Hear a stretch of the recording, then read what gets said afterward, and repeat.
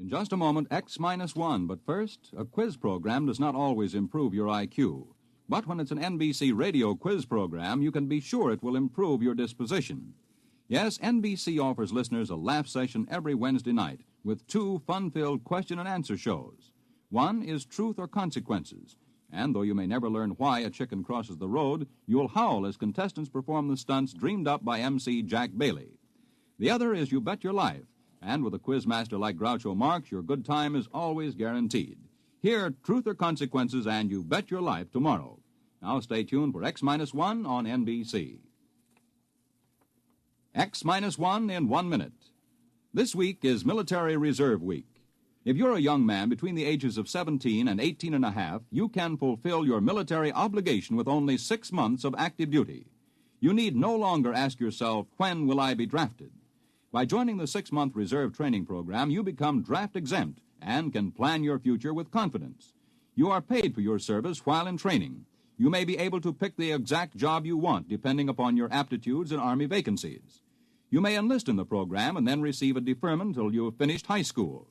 Your training will teach you to protect yourself and your family in any emergency. The training builds you physically, and the technical skills you learn can help you later in your civilian career. There are many other big advantages for you in the 6-month training program. Visit your Army Reserve Center for all the facts about your big opportunity in the 6-month training program. Learn how you can plan your future with confidence.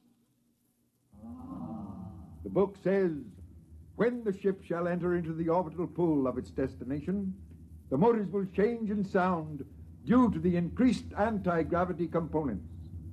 A study is being made to interpret the meaning of the word destination, which was lost some 4,000 years ago and has always been a subject for much controversy. But this need not concern you. Suffice to be reassured that the change in the sound of the motors is a part of the scheme of things. Return to the schedule. The ship is all. Praise the ship. The ship is all. Praise the ship. Countdown for blast-off.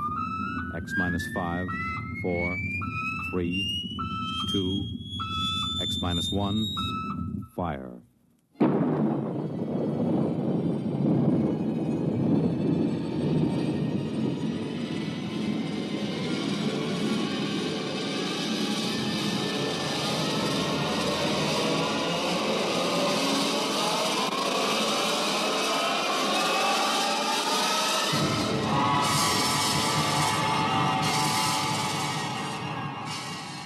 From the far horizons of the unknown come transcribed tales of new dimensions in time and space. These are stories of the future, adventures in which you'll live in a million, could be years, on 1,000 maybe worlds. The National Broadcasting Company, in cooperation with Galaxy Science Fiction Magazine, presents X minus 1.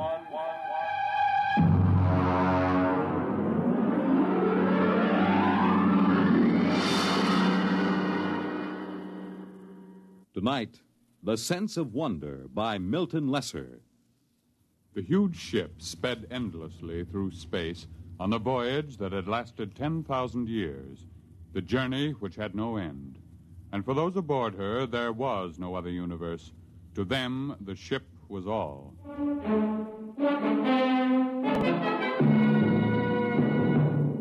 The ship is all. Rykud read the slogan embossed in raised letters of steel outside the door to the priest's compartment. The ship is all. His eyes wandered to the face of the young man standing next to him, his superior, Kreifer.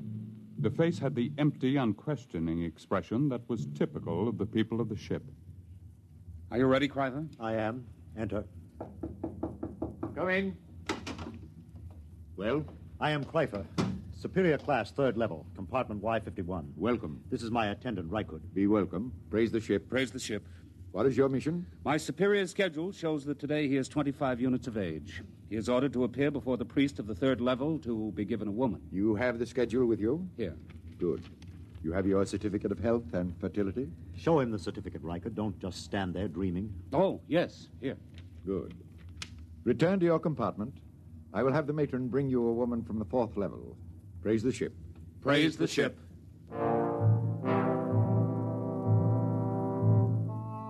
Kryper returned to his compartment, followed by Rykud. There was no questioning in the mind of either of them. At birth, each of the people was classified as a superior or an attendant, and the coded marking of his schedule was tattooed on his right arm.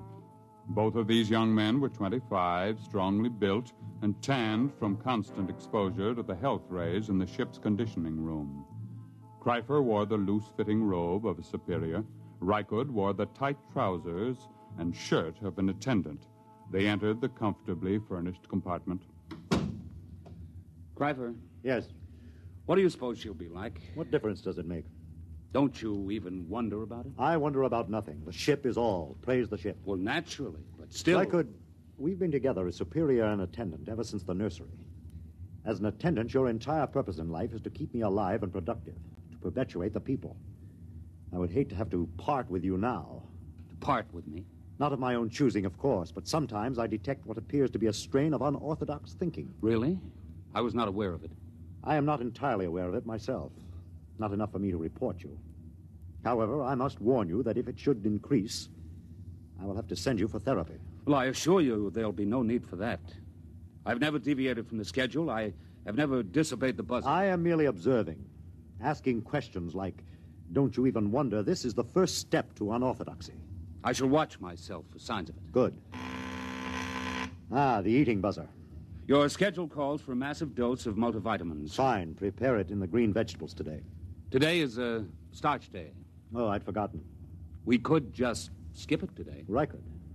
Well... Of course, skipping the vitamins for one day is a permissible deviation, but I shall have to report for punishment tomorrow. Well? Skip the vitamins. I knew we would. You've never missed a permissible deviation yet. It's your influence that makes me do it. And you always blame it on me. That's what attendants are for. Yes, I know. That must be the matron with the woman. Open the door. Maintain the utmost dignity, please. Yes? Is this the compartment of Kryper, third level, Y51? Yes. I am matron of the woman's level. Enter. I am Rykud, Kryper's attendant. This is Kryper. I have brought a mate for you. This is she. Be welcome. Praise the ship. Praise the ship. Her name is Aylin. Welcome, Aylin. I am most happy to be here. Praise the ship. Come. I will show you which compartment is to be ours. This way. There are 5 compartments in this suite, and ours will be this... Will you take food, matron? Why do you look at me that way? That mark on your forehead. You have always had such a mark? Yes. And you have another diamond-shaped on your right shoulder? How could you know such a thing? Your name is Rykud. Rykud. How like him you look. How like whom? Your father. My what? Of course, you could not know the meaning. What do you say? When you were born, like any of the people of the ship, you were taken immediately and placed in the nursery of the ship. You never knew who sired you, nor did they know you. Naturally. It's according to the schedule. Yes, it's according to the schedule. I have a strange feeling toward you. I can't explain it. What sort of feeling, Rykud? As if we've met before. But that's impossible, of course. Yes. Still, there have been cases, it is almost heresy to mention it, where a mother has been able to keep her child for a while. Such a female would be turned over to the control chief and fed into the converter. If she were discovered. It is a criminal thing to do. It is said to warp the child so that he becomes a heretic at an early age. Yes, it is very, very criminal. Still, you say there have been cases? Once there was a woman, it is said, an attendant, who managed to conceal such a child behind one of the forbidden doors for almost 3 years. Behind the doors? It's unspeakable. Very likely only a rumor. It's shocking to hear of such things. Behind the forbidden doors. You're shocked, and yet something seems to stir deep in your memory, perhaps. Nothing. You're certain? Why do you speak to me thus, woman? Come closer. What is it? Closer. Where there's no chance that we'll be overheard. Well? Rykud, you are that child. I will not listen. I will not listen. You are that child. How could you know such a thing? I am 70 units of age. 25 units ago, I was a matron of the nursery.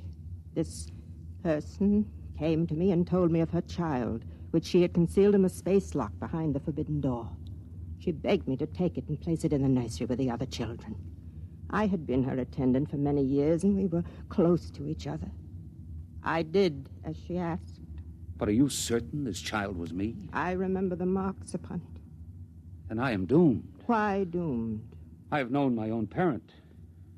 This accounts for the strange feelings that come over me sometimes. What feelings are those? A sense of wonder. Ah. You seem pleased. Rycould. What? Your superior returns, I cannot speak. But if you would satisfy this sense of wonder, I have a book which I will give you. I cannot accept a book without the supervision of the ship's librarian. Take this one. Keep it concealed. Here. Take it quickly. They're coming. Well, what are you two whispering about? I was merely explaining to your attendant how he must behave in the presence of your mate. There is no need to explain. All is scheduled. Nothing is questioned. Praise the ship. Praise the ship. I hope that your union will produce the optimum number of children. I leave now. Aylin. Yes, Chrysler.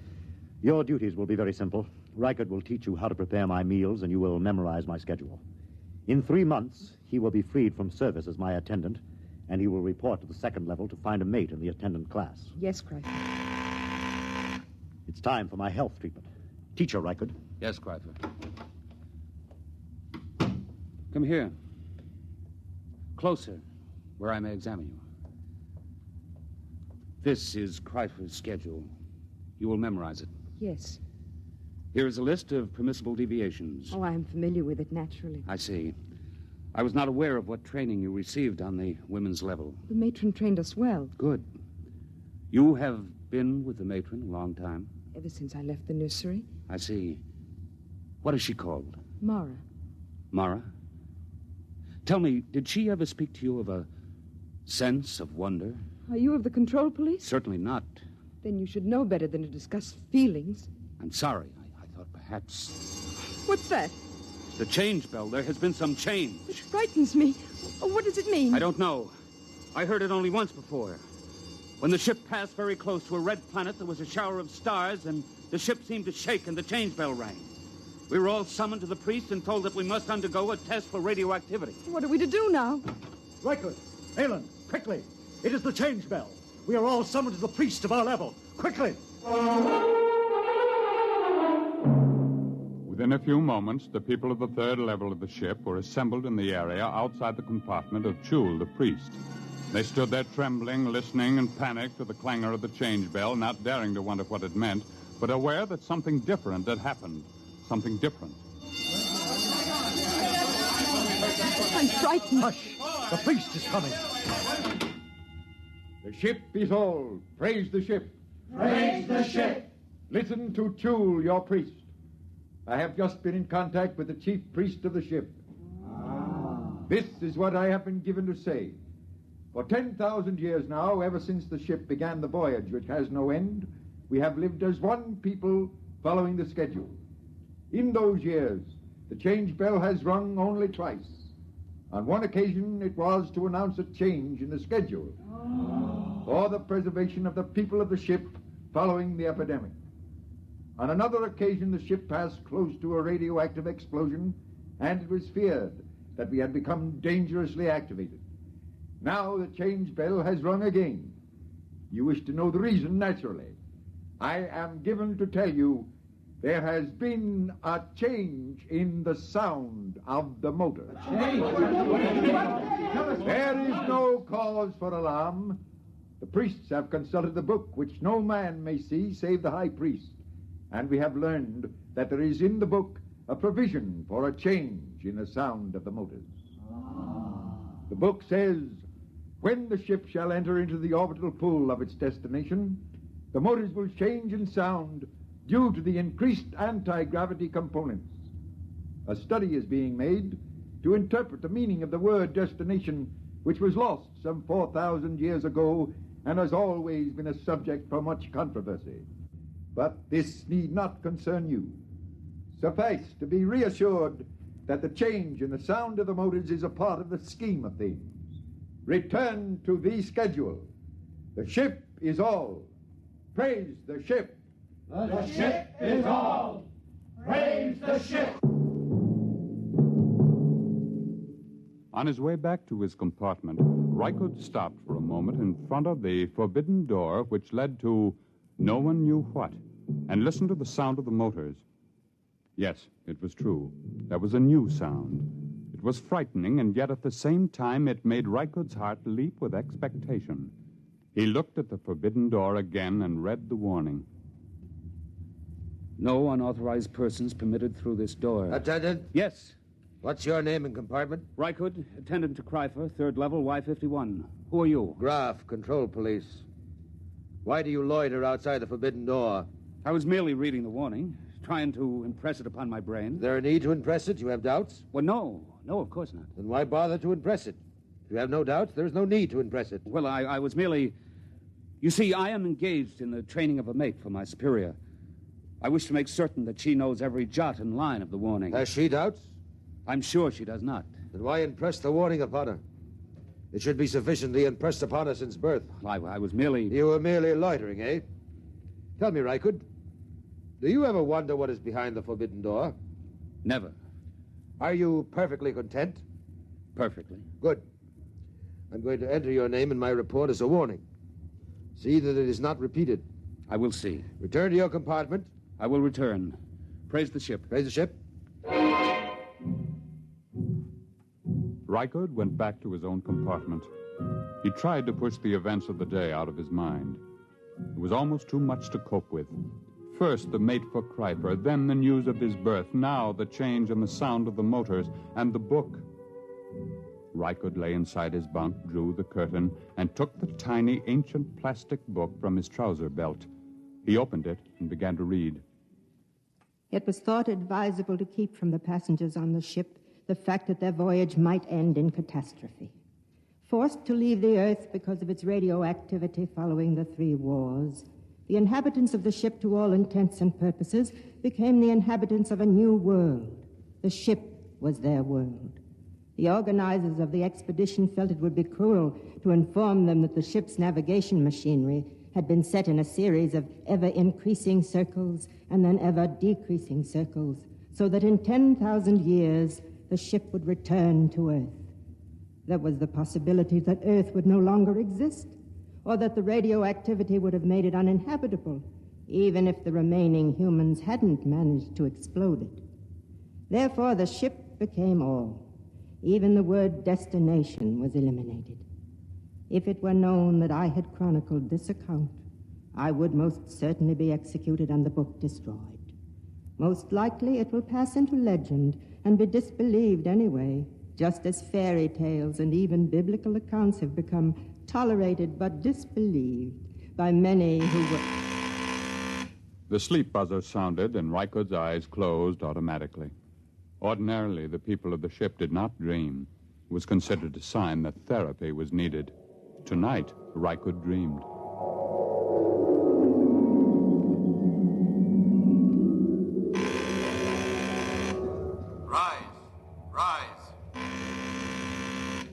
Rise. Dress. Eat. Raise the ship. Rise. Eat. Dress. The ship is all. Rykud. No. Rykud. No. What? Shh. What is it? You've been dreaming. I heard you and came in to see what was troubling you. Where's Kryfer? He sleeps like the dead. I was dreaming. Aylin, look at me and tell me the truth. Do you ever dream? Do you? Yes. I knew it. I could tell it by looking at your eyes. But you mustn't tell anyone. I won't. You were very close to the matron, were you not? Yes. Did she ever read to you? Read? Did she ever read from this? Where did you get that? She gave it to me. Then you must be one of the trusted ones. Who are the trusted ones? Some of us, the women who were with the matron since we were very small. We've been trusted by her to hear the reading of this book. I see. But if anyone found out... I know. Rykud? Yes? I feel very strange. I, too.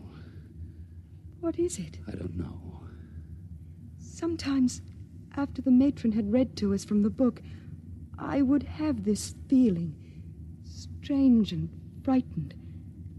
And she would comfort us. Comfort? What does that mean? She would put her arms around us. And did that comfort you? Yes. How terribly strange. Rykud? Yes? Comfort me? Put your arms around me. Helen. Please, will you? Yes. Yes, yes.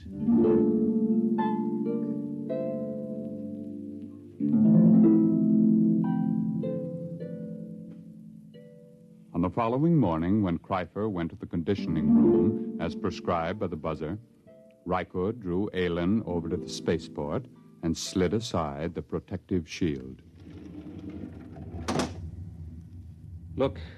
I am looking. Tell me what you see. I see the stars and space. Look closely. Do you see nothing unusual? I so seldom look through the spaceport. I'll tell you then. Look there. See that one star, so big and so bright that it hurts your eyes? Well? I've been watching it. It is growing larger each hour. Stars do that. Never has one been this large. What difference does it make? The stars exist only as pictures in the glass of the viewport. They're not real. The ship is all. That is what we are told, but perhaps it isn't true. What? Perhaps these stars do not exist only in the glass of the viewport. Perhaps they exist beyond the viewport. I don't understand. Let me say it this way once and forever. Perhaps, Aylin, the ship is not all. Rykud, your heresy frightens me. Rykud, hold me close. It frightens me even to look at you. Oh, Rykud, you mustn't even think it. I do think it. I believe it. I believe the ship is not all. And I believe you are a candidate for the converter. Kreifer. Don't move, Rykud, or I'll blast you into dust. It is bad enough for an attendant even to touch his superior's mate, but to couple it with the ultimate heresy. There is nothing but death in this. Kreifer, I beg of you. Stand aside, Aylin. I'm going to finish this heretic. Now, Rykud. Oh. Have I killed him? No, he's just stunned. Oh, Rykud, what can we do? I don't know. Rykud, the change bell again. Something's happening. I know what has happened. Come, we'll go to the priest. What about Kreifer? He'll have us killed. No, it's too late to think of that. Come. Come,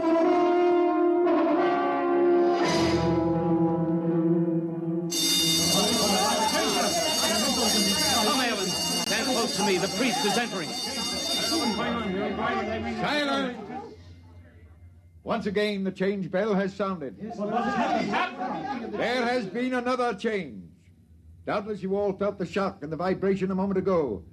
I am informed that the motors have stopped.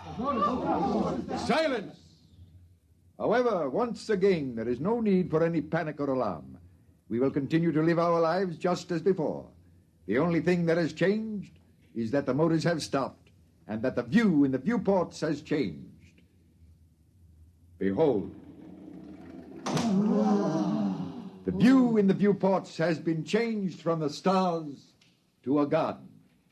That is all there is to it. The book makes mention of the fact that the view in the viewports is changeable.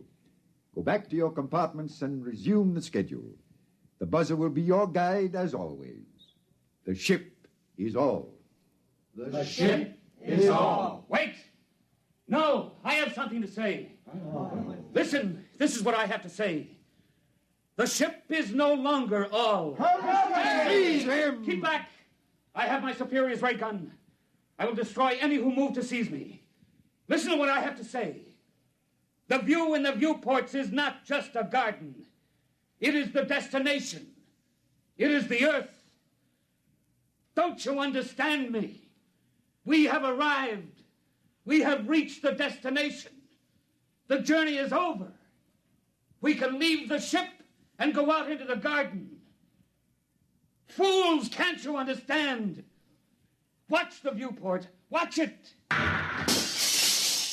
The viewport is broken. I've shattered it. You can go out. Feel the air rush in. Smell its fragrance. Rykud, they don't move. They don't understand. Seize him! Kill the heretic! Kill him! Rykud, they're moving toward us. Run. Follow me quickly. After him! Death to the heretic!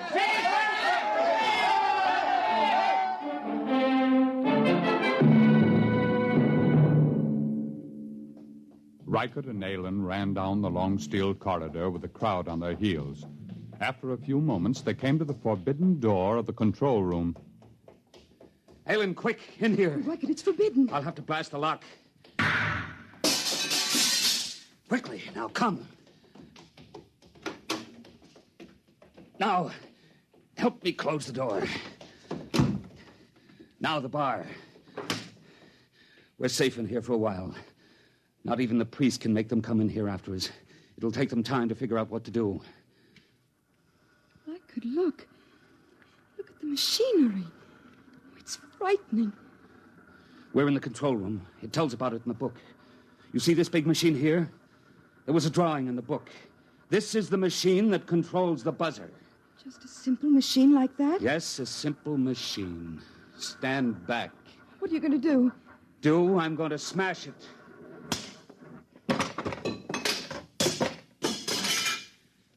Now they're going to have to find a way to live without the buzzer. Reichert, they're breaking down the door. Come with me.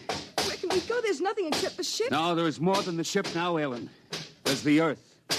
The cool green Earth. I'm going to smash the viewport. Come on. We're going to leave the ship. Reichert, I'm frightened.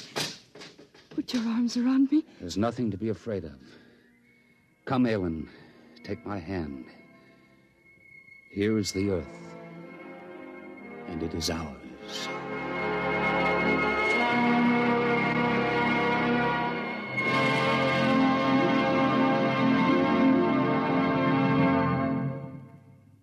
You have just heard X-1, presented by the National Broadcasting Company in cooperation with Galaxy Science Fiction Magazine, which this month features a story by F.L. Wallace titled Mesereau Loves Company. When Marcus Mesereau set out on his mission to Earth, he was driven by pride and indignation, plus a practical reason. But if he'd known what lay ahead, he might have decided to let bad enough alone. Galaxy Magazine on your newsstand today. Tonight, by transcription, X-1 has brought you The Sense of Wonder, based on a story from the pages of Galaxy written by Milton Lesser and adapted for radio by George Lefferts. Featured in the cast were James Monks, Bill Quinn, Edwin Jerome, Vera Allen, Rita Lloyd, Joe DeSantis, and Dick Hamilton. Raymond Edward Johnson was the narrator. Your announcer, Fred Collins. X-1 was directed by Daniel Sutter and is an NBC Radio Network production.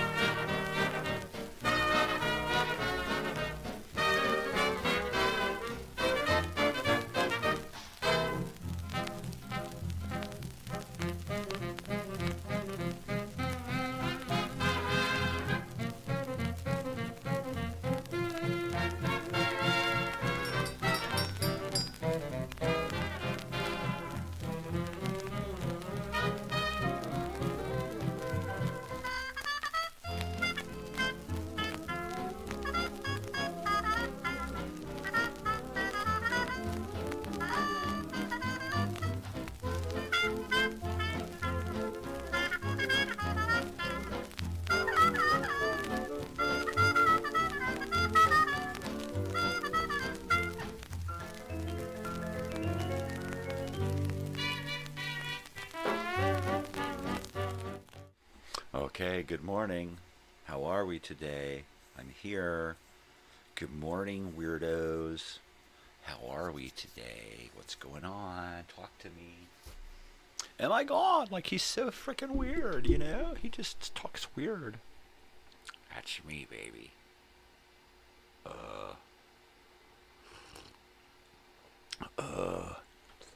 Most excellent, bro. Hey, Marge, he's getting weird again. Leave him alone, Harry. He's experimental. Yeah, he's mental, all right. Whoa, dude, she's always bagging on you, man. Holy hell.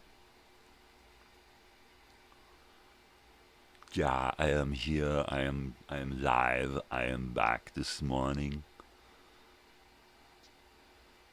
Pleased to be thanking you.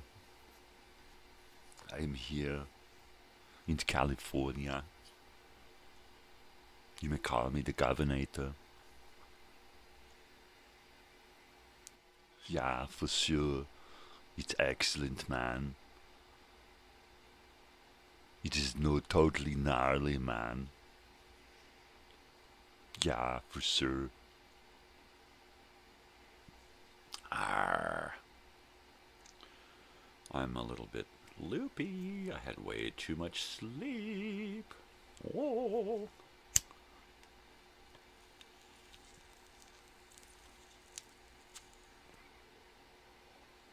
I had a big amount of sleep yesterday. And, pardon me. And, it was quite a lot of sleep. Quite a lot of sleep. I slept yesterday during the day about, I don't know, 3 or 4 hours. It couldn't have been that much, right?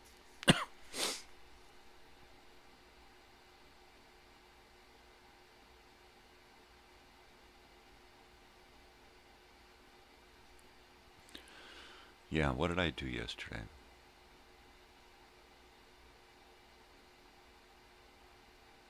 I know the day before I brought home shirts. So, let's see. What did I do yesterday? I don't remember. I think I cleaned the tools and put that stuff away. Was that yesterday? I can't fucking remember. All I remember is waking up, having dinner, and then last night before I went to sleep, I put together eight envelopes to ship. I put together 16 shirts to ship for today. And that's the only, actually I've only gotten in I've only gotten in 6 donations. 3, 4, 5, 6, 7, 8 donations from 6 people. And I'm included in that. So I'm going to be shipping to 1, 2, 3, 4, 5, 6, 7 people today. 7 people. I'm saving one package because we had a malfunction with the XXX shirts. So I'm kind of bummed that I don't have the extra XXX shirt.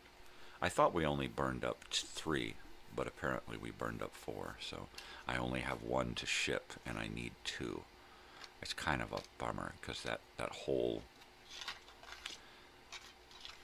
I just need 1 XXX to send to my brother, right? And it's like, now I gotta wait. So, debatable. What I might do is send him 1 shirt now and then 2 shirts later. That's probably going to be the way it is. Just so I can get him a damn shirt to wear. Right? Totally. Hey, good morning. What's up, guys? Joey and Jake. Yo, Jake. What's up? I'm just here. That's what he's always saying. Leave him alone, Harry. At least At least he's alive, you dead bastard. I'm warning you.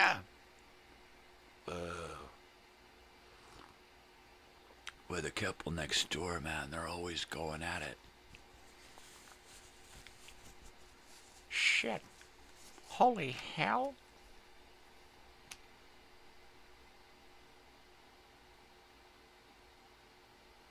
No. Something came up and I ran out of the house that morning. I was going to sit here and have breakfast and do work on the computer that day. Was it yesterday? God, I have lost a couple of days. You know what? That happens with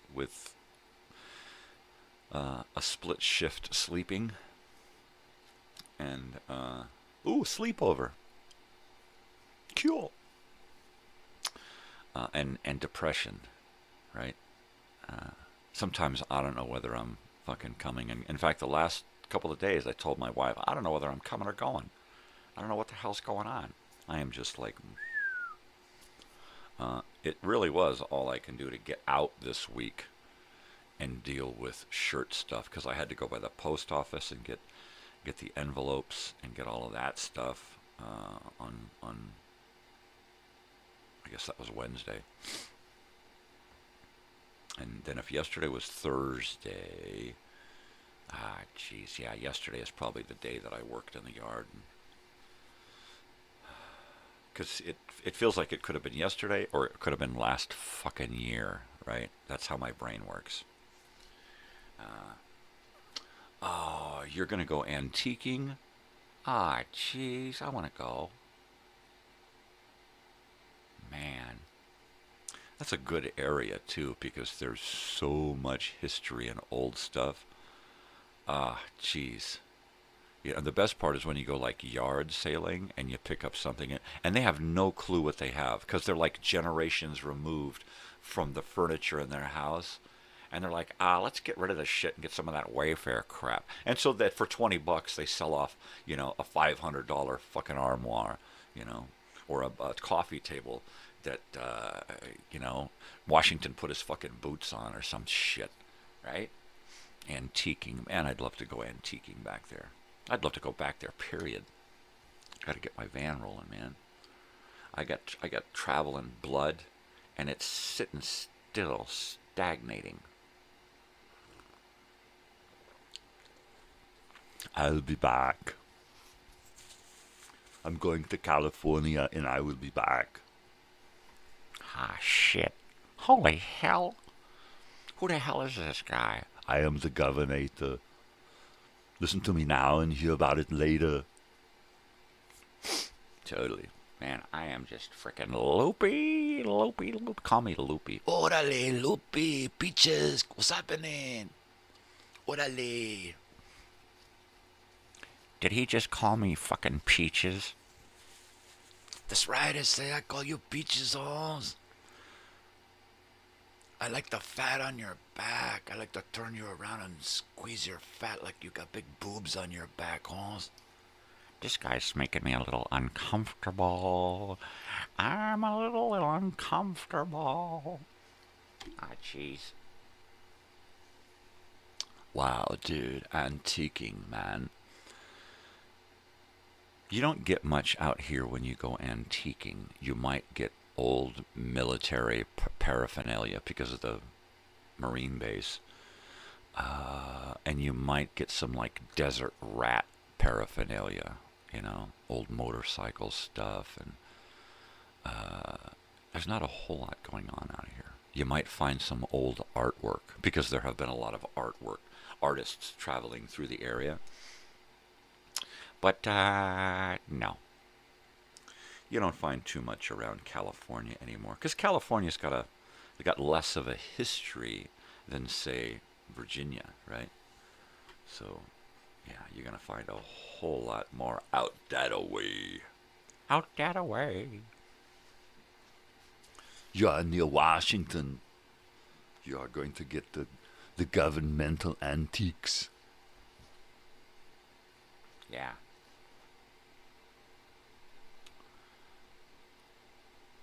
Yeah.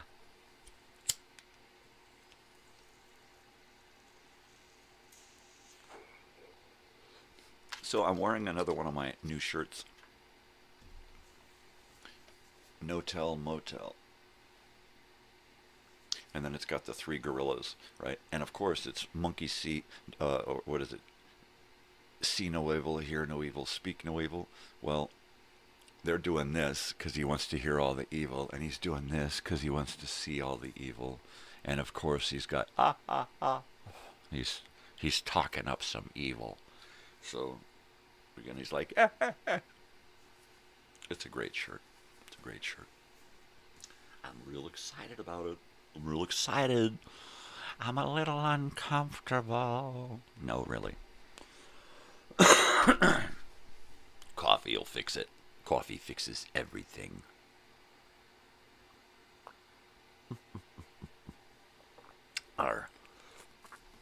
So I put together packets. I put together some packets. Let me grab a packet. I'll put together a packet there.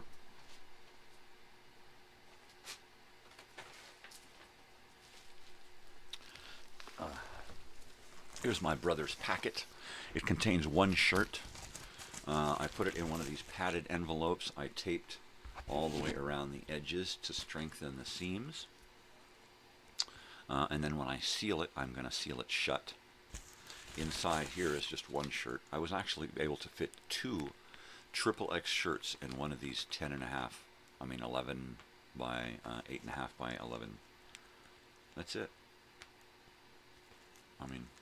So then I printed labels.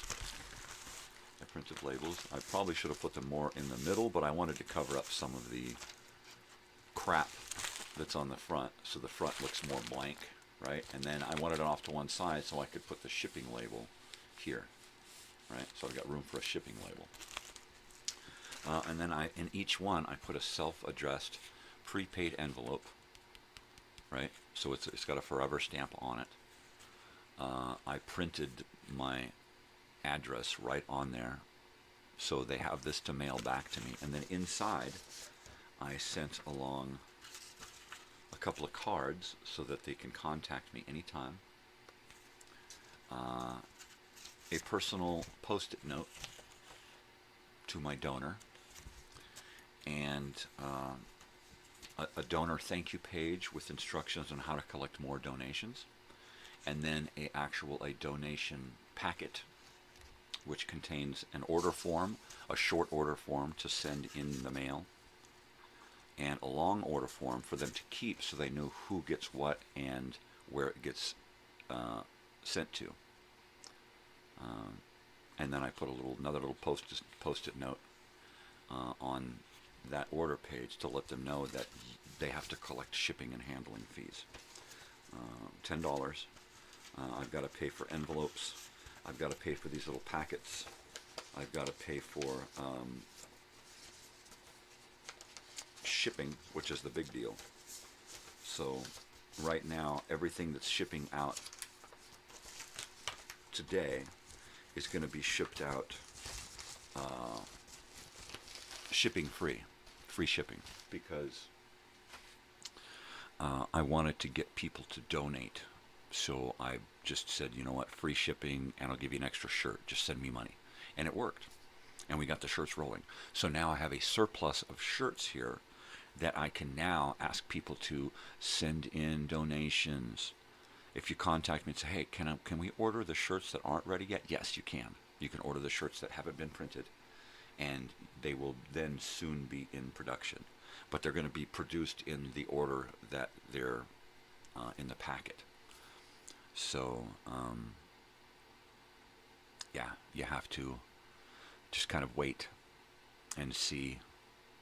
I think it's best that people try to order the first 2 shirts or from the first 4 shirts, but the second 4 shirts aren't ready yet. So if they order, there's going to be a wait, just like this last wait, a month or so. But I am diligently working on dos más playeras, porque me gusta los playeras.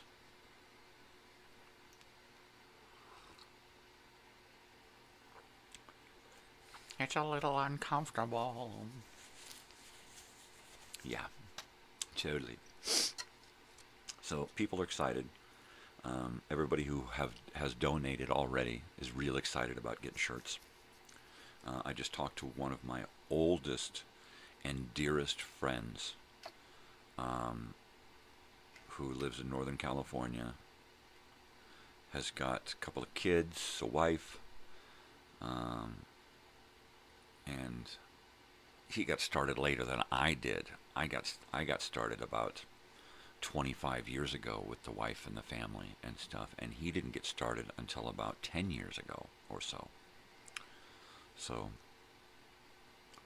and he's my age, and he's got little kids. I can't wait to see them, man. My best buddy with little kids, right? By the time I see them, they're going to be almost about the age that he and I were when we first met, and that's going to be a trip, right?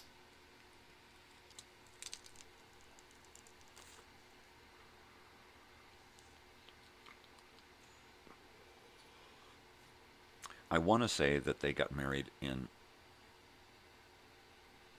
2013. Or was it August 13th? I don't remember. Was it 2015? I know they've been married about 10 years. Maybe it was closer to 2015.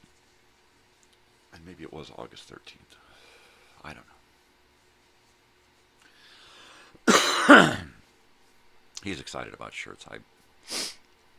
I hadn't talked to him about them yet. But his sister bought him and his and her brothers, her two brothers, donations, which means shirts. Donations equals shirts. Wow. Really, really, really uncomfortable. No, I'm really excited about this whole shirt thing.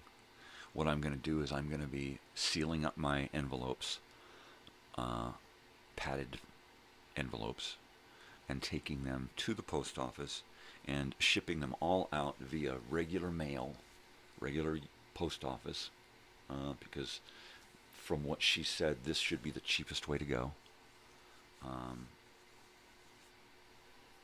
I may try to repackage them a little bit rather than stack them, put them side by side. I think the way I've got them is pretty much the only way they can fit in those envelopes. But I'll give it a shot.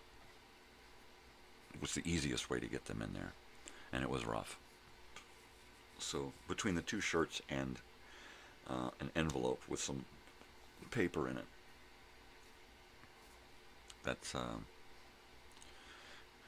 that should hopefully be less than $8 to ship, because that's all that's left in the budget, is about $8 per envelope or less.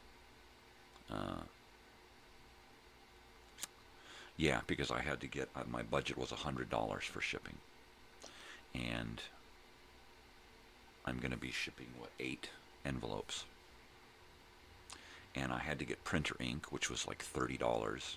I had to get self-addressed stamped envelopes, which was $10. I had to get envelopes to mail them in, which was $10, and then another $4 for 2 large ones. So my budget for the mailing of the 8 shirts, the 8 packets, is now way below $8. So it needs to be more like $6 per to ship at this point. But, I mean, when it comes down to it,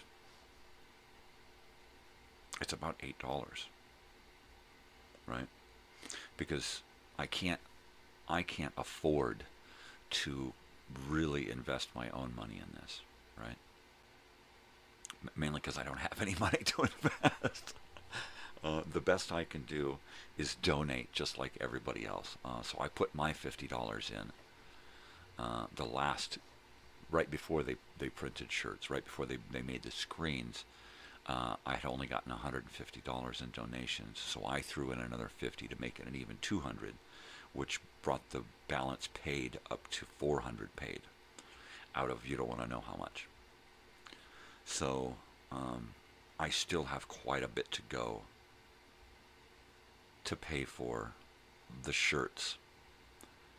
And then what I'm going to be looking to do is get rid of all of the balance of shirts so that I can order plain shirts from someplace and try to get them at a rock bottom price, and then get those to the girls so that I can bring down my shirt costs.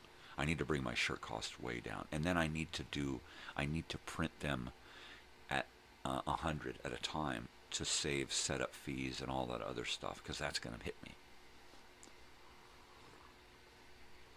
They're just running a business, and I totally get that. But I'm trying to do this without a budget at all, and they're working with me on that. So we need to come to a nice balance where I'm just bringing in shirts. Here's the design. I'll be back in a couple of days to pick these up. Here's the cash, right? That's what I need to do. Every time I go in, I need to give them a bunch of cash, a bunch of shirts, and a design. Come back in a few days, get all of the shirts paid for, and have that as easy money. Easy donation money right there. I am going to probably over the weekend probably have my wife fold these shirts up for me in exactly the way that I have decided they need to be folded to go into the envelopes. So we're going to fold them all up and stack them all up in piles, in boxes, so that I know sizes, right? I know all of my sizes. I think I have a big box that I can put together that I can just totally fill with shirts.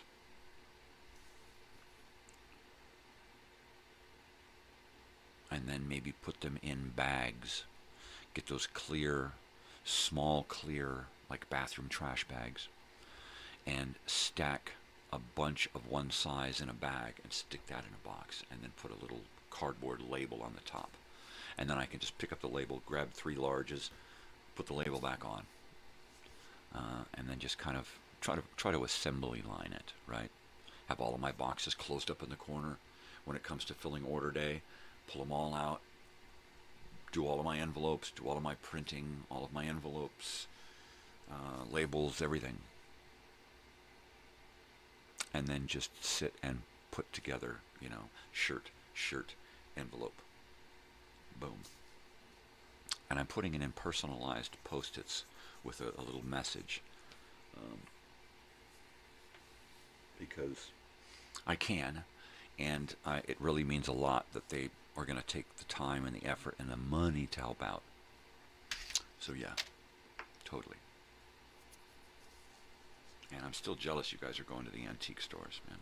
What are you guys having for breakfast? Potatoes and eggs?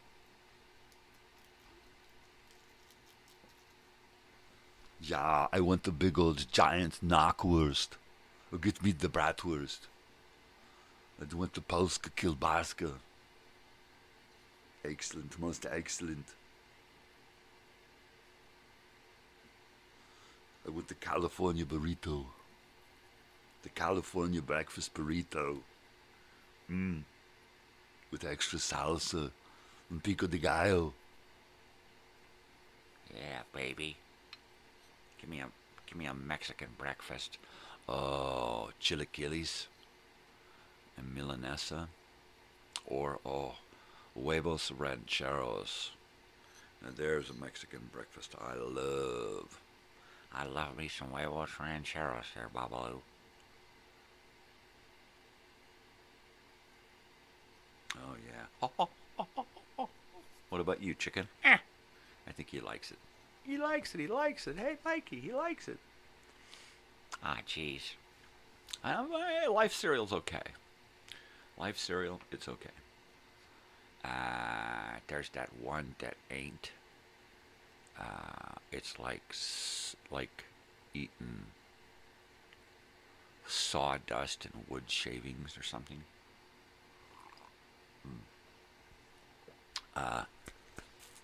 Shredded wheat. It's okay. but man, is it rough. No breakfast. Oh, man. You guys are killing me over there. Jeez Louise. So it's got to be like, what, 8:30? Oh, well, 8:30. That's still early. That's still early. Yeah. Hear me now. Think about it later. I really need to get serious about trying to get people involved in committees, right? Although, I guess it is really, really early to start thinking about that stuff. I think the more momentum we get, the more people are going, yeah, dude. I think it's going to be easy to get people on board helping out with the all of the work that has to be done behind the scenes, right? I'm going to do preliminary work for some of those committees, and then assuming that I'm going to wind up being the whole committee for each committee. Yearbook committee is one of those things that I really want help on, but I'm going to do the best I can to research everything ahead of time, right? I would love it if we had an actual photographer in the reunion who could take photographs and get us set up for the yearbook. And then, because if not, I'm going to have to find us a photographer. And most importantly, I need to find a publisher who's going to be able to publish hardback yearbooks for a decent price. And then it's just a matter of how much it's going to cost and how many we want to print, how many orders we're going to take ahead of time, and how many extras we're going to have printed. We'll try to do a round number. I'm assuming that we're gonna shoot for like 500 yearbooks, and that is only if we get the population to go. I mean, chances are it'll be 100 yearbooks about, and a few extras, right? That might be a few extras with 100. Figuring that that's probably enough. It's going to be expensive to get only 100 printed. It'd be cheaper to get 500 printed, right? By volume, anyway, it'd be cheaper. But yeah, I don't know. That's one of those things where I'm going to have to look into. It would be great if we had a committee of people who, okay, you're going to be in charge of photography and finding us a photographer in the group or getting us one nearby who's going to work with us on a good price, and then nail down that weekend. Then I need somebody who's going to be after the whole, how is it going to look, the layout of the yearbook, right? And then we need to get, it's probably going to be one of those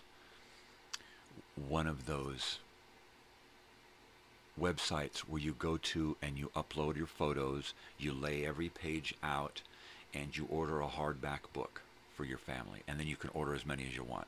It's probably going to be a website like that, which is going to be how we're going to do our yearbooks, and then it'll just be yearbook on the front, and yearbook stuff inside, right? Photos of the event. And then what I'm really excited about is doing class photos, and then each day is a class.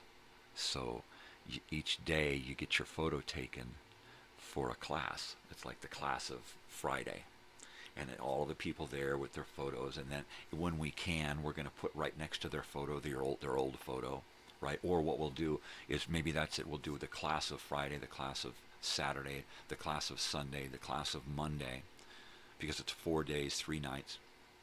And then what we'll do at the end, or somewhere in there, maybe at the beginning, we'll do everybody that is in the yearbook on one or more of those days.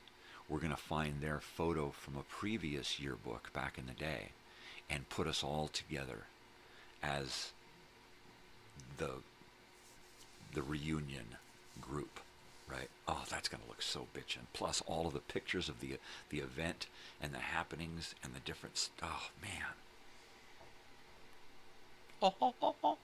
Yeah, it really gets me excited. I think I got a boner. But I'm going to warm my coffee up. I know what to stir it with.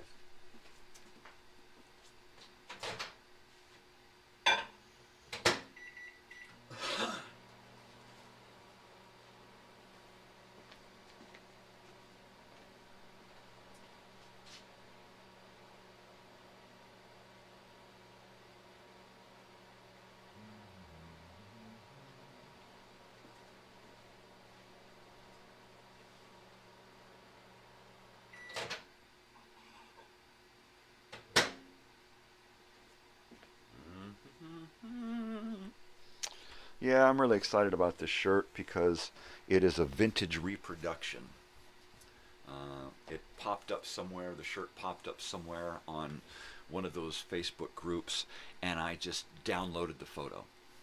Somebody mentioned something about, hey, remember this shirt, and yada, yada, yada, and I was like, okay, whatever, it doesn't matter, I just want that shirt. And I didn't know that I was going to be doing shirts when I downloaded that photo from Facebook. I just knew that I wanted that photo for something, which is where I get most of my stuff. It's like, ooh, I need that for something, and then I won't know what I need it for sometimes years, and then all of a sudden it'll be like, oh, where is that thing? I need that, like these labels. I searched for 2 hours last night.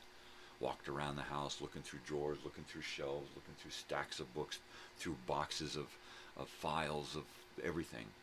And I could not find these printer labels. And it's just this little thing with 6 labels on each page, and you pull up the program and you type every label out, and then you stick it onto the envelope. And it was like, you know what, I need those envelopes. I mean, I got them a while back, and I had like an idea of what I wanted to use it for, and I used them on a few occasions to print out, not labels, but to print out stickers, right? I used one for my Peachy folder. So anyway, this is not a box. This is not a cardboard box of paper. This is an envelope of, what is the quantity here? 10 sheets. So I'm looking for a little envelope that's like a ½ inch high, or a box of paper, like photo paper, a ½ inch high. And I keep running into this one box that I've got here, but it's photo paper. And I looked and I looked and I looked, and I had looked through the place where I eventually found it. I had looked through it like 4 times, but it was just a bunch of yearbooks and a Peachy folder, and then right next to the Peachy folder was this really thin blue-edged envelope, which looks remarkably like one of my daughter's folders from school, which I have a bunch of right below it. And I thought, oh, it's another one of those folders, but I never looked all the way and pulled it out and looked at it. I never checked to see if it was a folder. I didn't pull everything out of every shelf and look at it. I just thumbed through like this. And that's where my mistake happened. I wasn't diligent. I wasn't patient. I just was too excited and too frustrated. And once I stopped and relaxed and thought, all right, I'm going to go back and look through this stuff a 4th and 5th time, but this time I'm going to actually look. And what do you know? Aha, I found it. My wife's like, uh-huh. Knew you would. Did you slow down? Yes, dear, I slowed down and I found it. Yeah. She helped me look for something the other day. Oh, these other little labels. Where are they?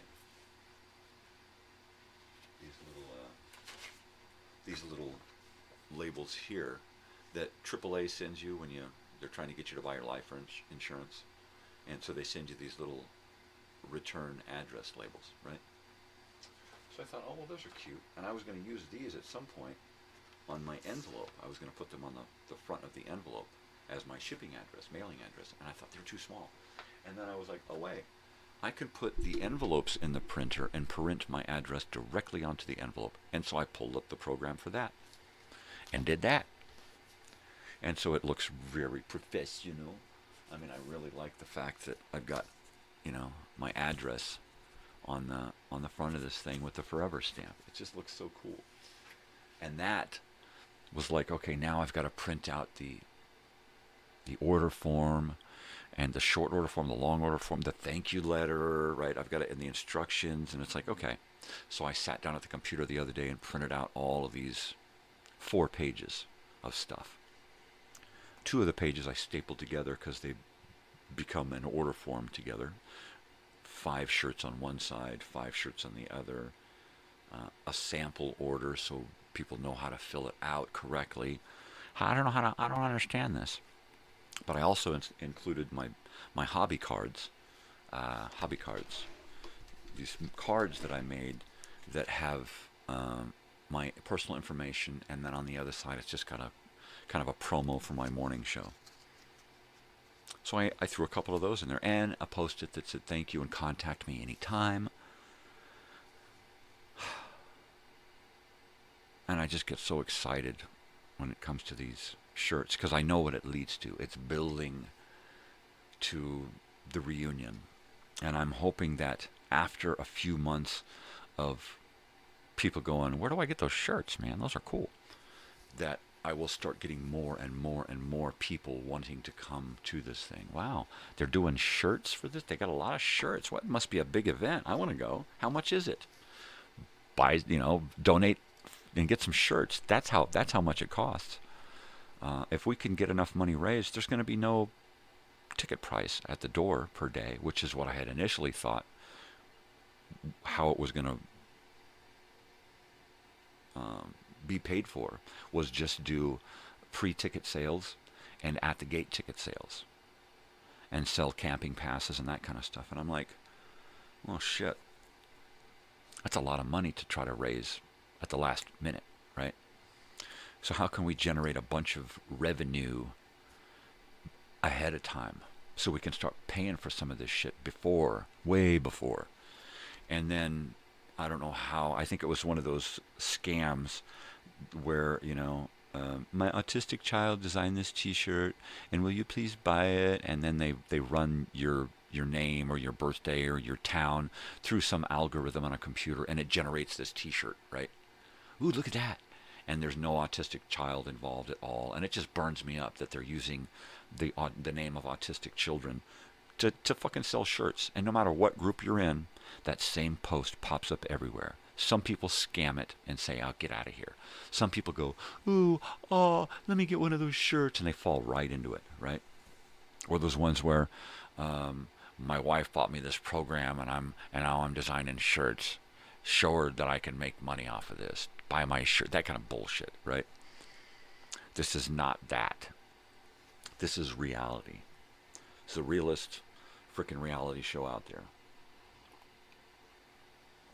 And this reunion is going to get real up in here. I thought, well, what if my body and my health takes a hard left or right or something, right? It'll be a left because it won't be right. Then what? Who's going to do my shipping? I can do a lot of stuff from a hospital bed. I can't do nothing from the morgue, but I can do a lot from a hospital bed with a computer. But who's going to ship shirts? Who's going to do this? Who's going to do that? Who's going to, be the extra guy around the house? That kind of thing. But mainly I kept thinking, God, who's going to take care of shirts for me? I was lying in bed thinking, if something happens to me, what's going to happen with the shirts? Who can I get that to so that it keeps going? I can finalize all the designs and get them to the shirt people. So all I have to do is say, okay, go with another shirt. Here they are. But it was like that was like one of the most important things to my existence. If I had to put my life on hold, who could then fill those shoes and do shirts, right? Geez. The things we think about, the things we make important in our lives, right? And to me, it is important, whether I make it there or not. The fact that it happens and people get together, right? They won't be celebrating me, but they'll be celebrating, and that's the thing.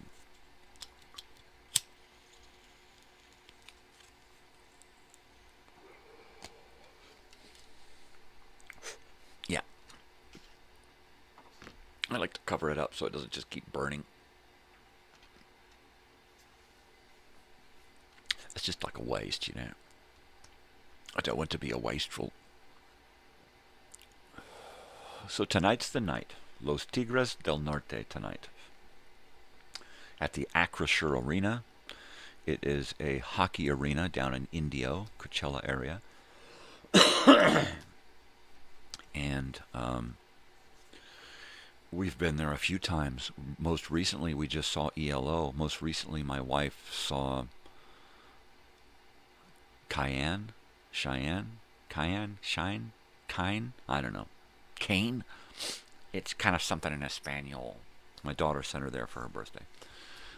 And we saw Harry Styles there on his birthday, which was really cool.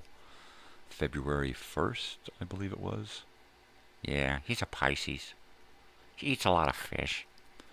That was a very, very good show because it's such a small arena, and his stage takes up the whole floor because it's a big square and then two long runways that go out. So when he ran out to that end runway, oh man, he was so freaking close. You know? Oh man. I had on my my yellow sunglasses, and I had on my tracksuit, and I had a ponytail, and I was all set up. Really? Tracksuit and a ponytail. I did.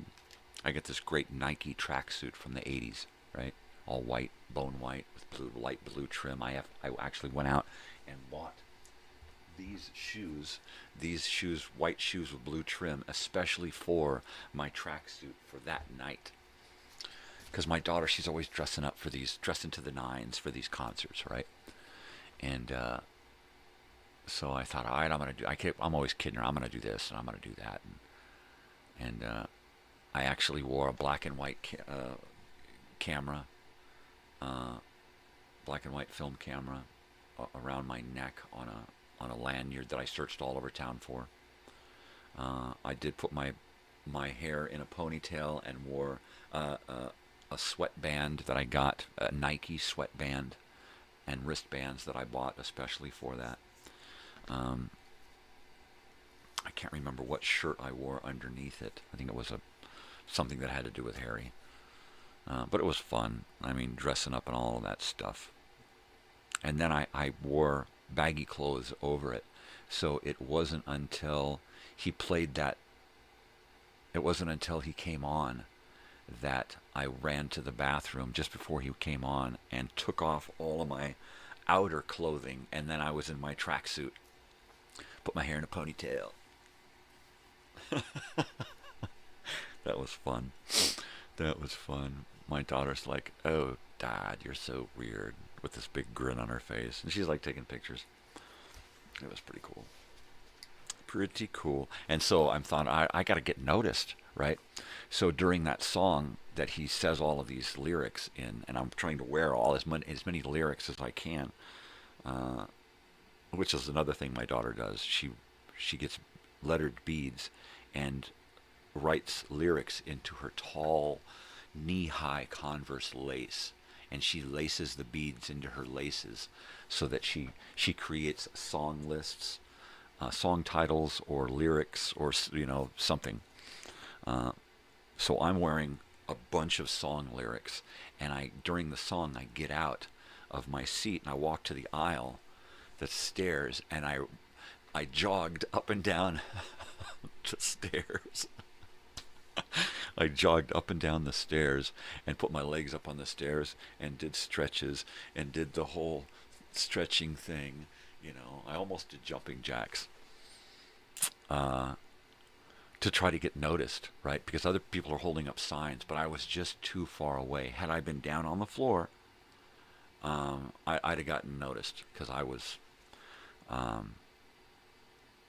pretty goofy looking, a crazy old weird bearded guy with his bald hair pulled back into a ponytail, a sweatband on.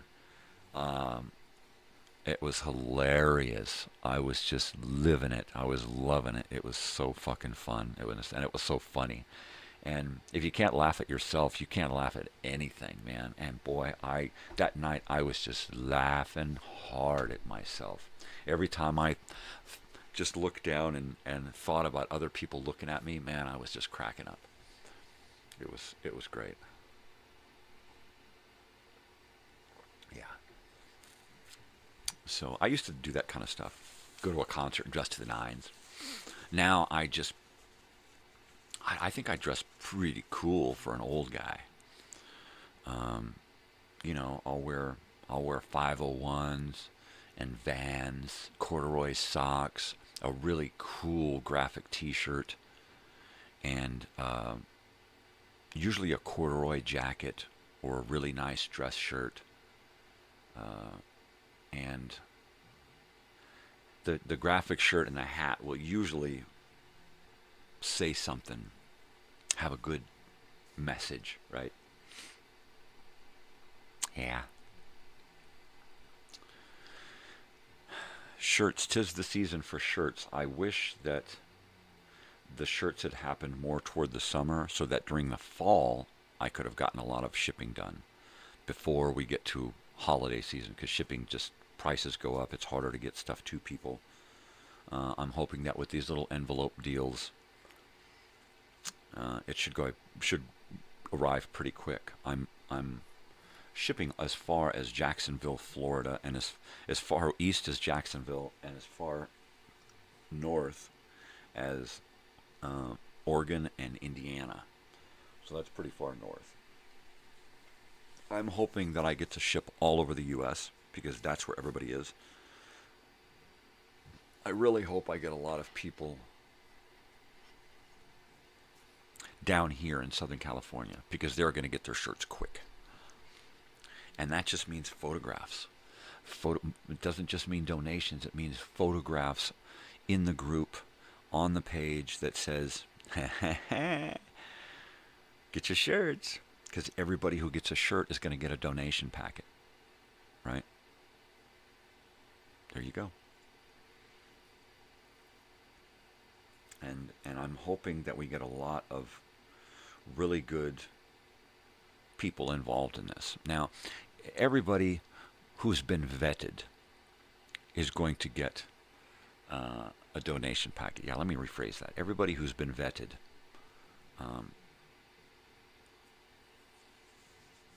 and it's like, okay, your donation came in through this person. This person says that you're okay. I'm going to send your stuff directly to you, and you're going to get a donation packet because you're probably going to be coming and you live in another part of the country, right? So you have the opportunity to pull in donations from that area, which is kind of what I'm hoping, is that it's not just people who are coming who are doing the donating, but people who are friends and family of the people who are coming, and they're donating to help out, right? Sure, they're doing it to get cool shirts, but they have no idea what Lake Elsinore is all about. But to have our town's name all over the country on these shirts, right? Even this little monkey shirt here, the gorillas, right down at the bottom, just right above my finger there, you can just barely make out, it says Lake Elsinore, California, right? And you just have to, it's subtle because this shirt never had that. This graphic never had that. This graphic up here was a little bit different, a little bit rounder on the arc here. And the Lake Elsinore was never included. I erased some of that gorilla's leg and drew in Lake Elsinore, California in kind of a little wonky shape to follow the line of his leg. So if you don't look too close, it kind of looks like he's sitting on something, or that's the bottom part of his leg. It's really neat. I love creating a graphic and then finding out how to put in Lake Elsinore, California. Right? That's the fun part. Yeah. Something that is so unique to not just our town, but to our time period. You know, stuff that you can't find because it never existed, right? They never had shirts for their store, right? But if they did, this is what it would look like. So yeah, I'm doing some hardcore time travel with these shirts.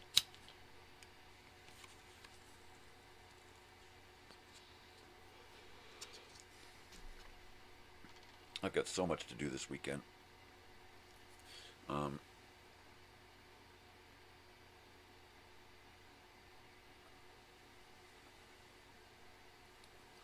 I've got to make 22 videos.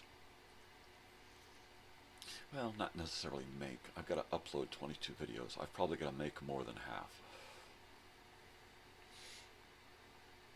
The most time-consuming ones are going to take about a day to do all 5 of them, and upload all 5 is going to be the Dimension X videos, because they're pretty damn time-consuming. There's a lot of information that goes into each video, a lot of elements. So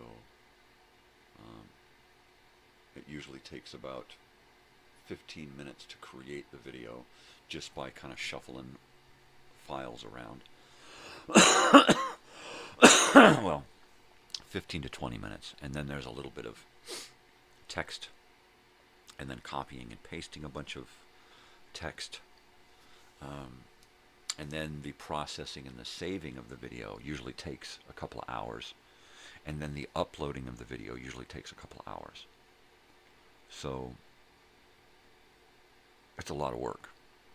So usually I'm trying to make those videos over here while I'm trying to upload as many videos as possible for that day on this computer. So for 2 days solid, I'm going to have both computers working, just uploading videos, and then I have to create like the weekly programming guide, which is a whole other deal, which usually happens. It used to happen on Friday nights, because I would get everything uploaded for the next week by the end of the current week, and I haven't been doing that lately. I've been kind of lagging. So now it's like before midnight Sunday, I try to get the week's stuff uploaded and then do the program guide. And that's lagging. I like a couple of days where people can anticipate what's coming on next week. And I'm just lagging. I need to sit and just create a bunch of videos one day and get them all out of the way, so then when it comes to weekly programming, all I'm doing is uploading videos, making a program guide, and uploading that, and I'm done. That I can do throughout the week. While I'm doing the current week, I can upload the next week and be working on the previous week. I mean, not the week after that, right? Not the previous week. That one's done, dummy. I think once I get slowed down with doing live stuff, and I'm just doing like Minecrafting Monday, silent with just me and some background music, probably me Minecrafting with some Grateful Dead playing in the background. I think that's probably going to be about my speed for Minecraft Mondays for a while, until I recuperate and can come back with my voice.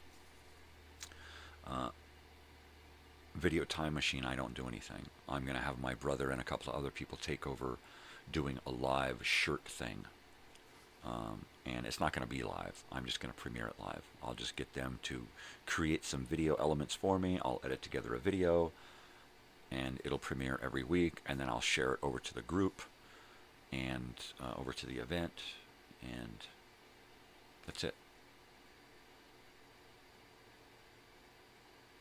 And mainly it'll just be people talking about the event, getting excited about the event.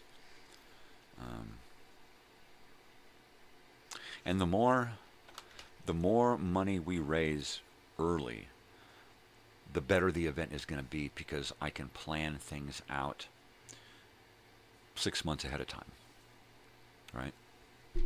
And that's going to be important. I can get the really good entertainment, the really good food truck, you know.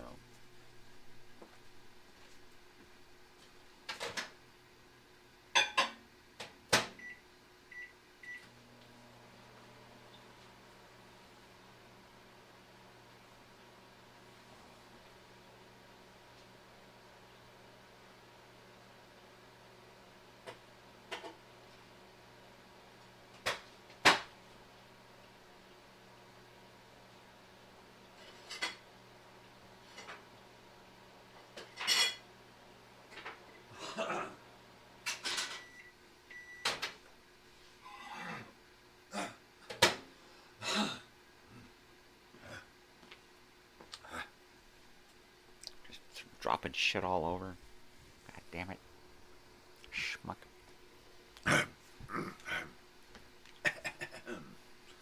All right, baby. Okay, baby. Yeah.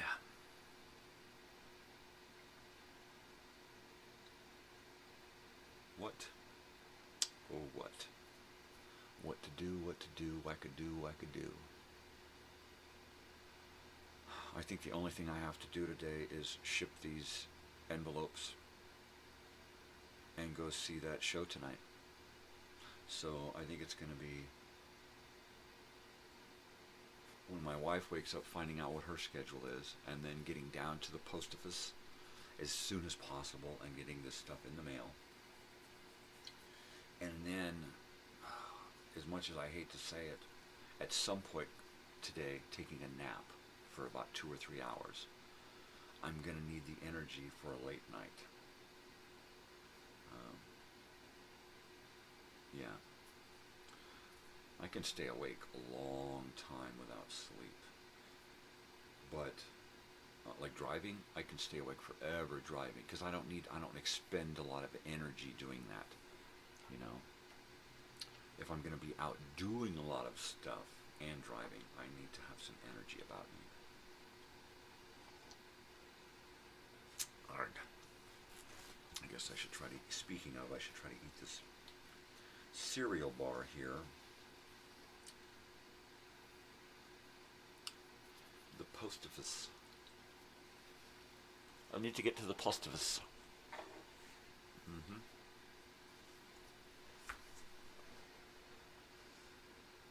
There's a kind of a hum that you hear. That's a heater.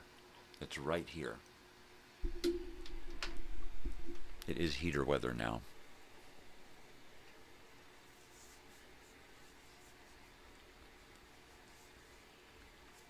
Remember, if you're going to use a space heater, an electric space heater,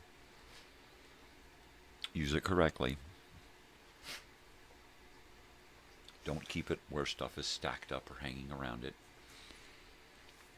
Keep your flammable stuff away from it. Don't keep anything over it where the heat is going to come out and then build.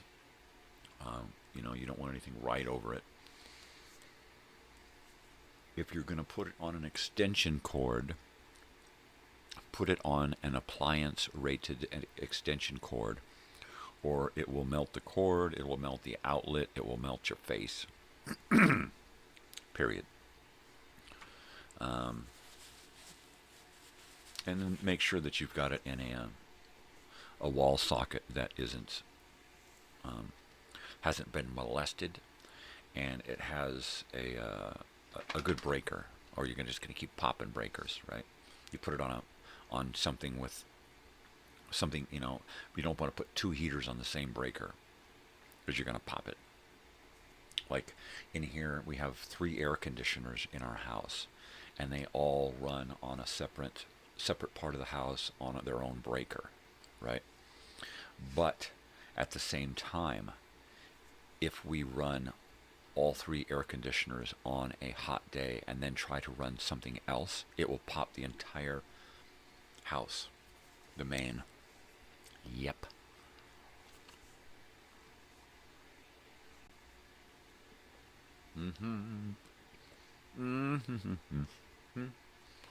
Oh, I see. It's that right there, see? That black part right there, where my head disappears. That's my TV.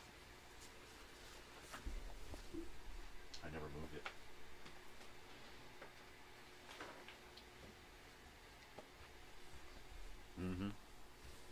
Well, now, that black gray thing there is another TV. That's a tube TV. And that is Ace Holiday Chicken. Chicken Little.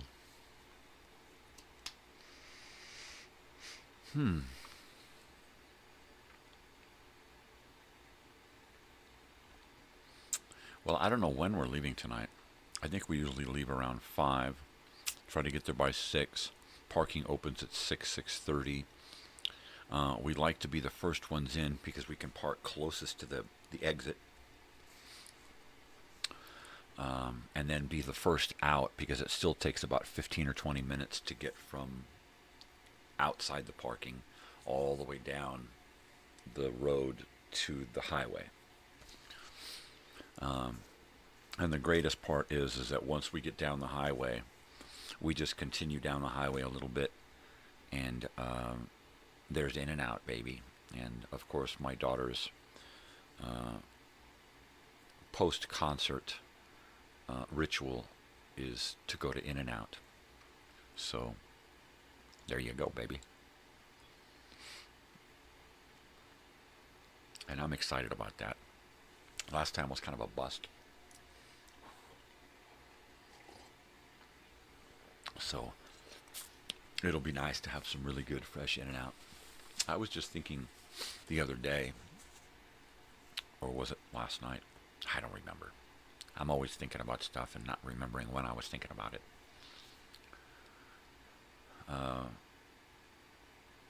Being able to eat without teeth, right? And I love a good cheeseburger. I'm probably going to be cutting out a lot of different things in my diet so that I can try to retune my body a little bit. So I'm going to be cutting out sugar, right? Processed sugars. I'm gonna use honey in its place because you can't go wrong with honey as long as you're not allergic. And then I'm going to be cutting out wheat. What do you call it? Gluten, right? I'm going to be cutting out gluten. I'm just going to do this to see, getting rid of the gluten, to see if I have been having trouble, if that is one of the things that's fucking with my system. So I'm going to do that, and I'm going to try to eat more of some things and eat a lot less of other things. I still want to eat meat, but I want to eat a lot more vegetables too. So I was thinking cheeseburgers. I remember a while back I wanted to make steak burgers, so I think we got like a ribeye or something, and I had them trim a lot of fat off and then run it through the meat grinder. I think I said, yeah, do it twice, so it's really, and man, it was. We made burgers out of that, and the burgers, the meat was just, it would just like melt in your mouth because of the double grinding.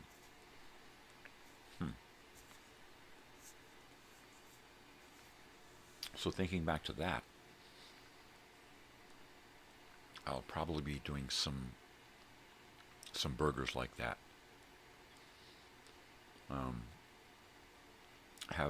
See if we can find some like gluten-free flour. I don't know, what is the gluten the glue that holds the bread together? I don't know.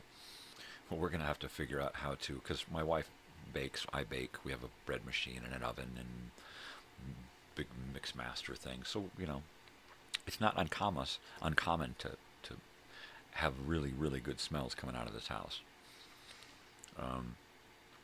But I need to think about, for at least a couple of months, I need to think about easy to eat food. Mainly stuff I can just kind of, mash up against the roof of my mouth with my tongue and swallow it. And that kind of fits the bill. Using that ground steak, double ground steak, for like a burger patty or meatloaf, or make like a taco salad only, or nachos, and then just do like soft tortillas, like in chilaquiles, where the tortillas are kind of marinated in a salsa, right? So if we've got soft tortillas and really soft meat, beans, rice, stuff that there's like no chewing involved, right? Yeah, baby, that's going to be my diet for a little while.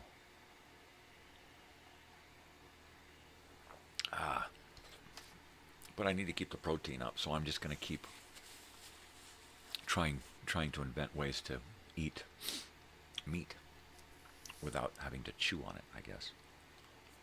I don't know.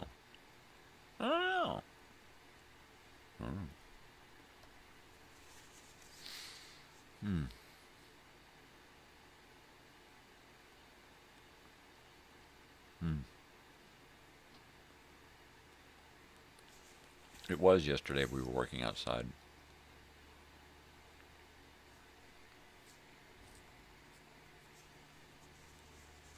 We made a mess. I completely emptied and cleaned and organized. Well, I didn't clean it so much. I blew it out a little bit with the leaf blower. I organized all of my tools into it and was able to get more than that was in it before. I got 2 shelves filled with all kinds of DeWalt stuff and like bits and blades and all that kind of shit. Every kind of tool you could think of to do house maintenance. And then I was also able to fit up high my air compressor, my Craig jig board in the back, all of my long levels and saw clamps.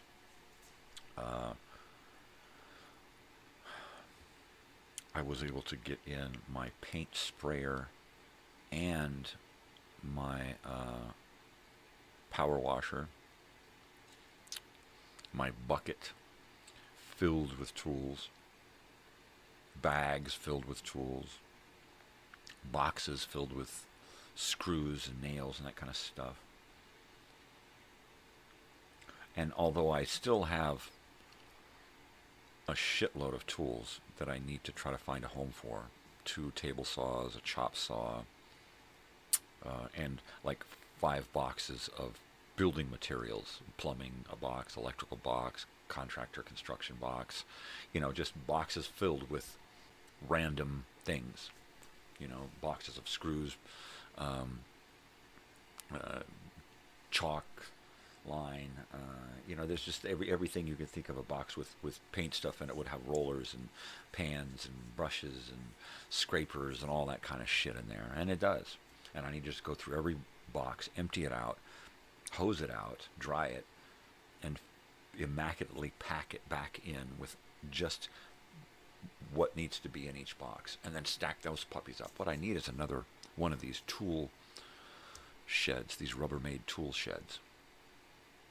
That would set me up. If I had another one of those, I would have one for tools and one for building materials.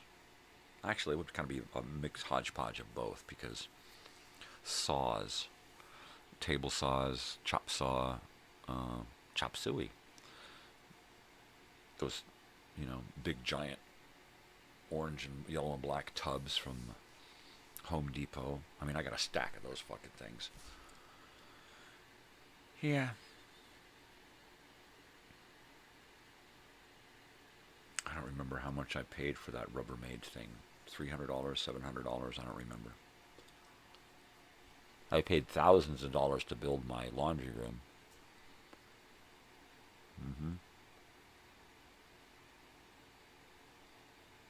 Thousands.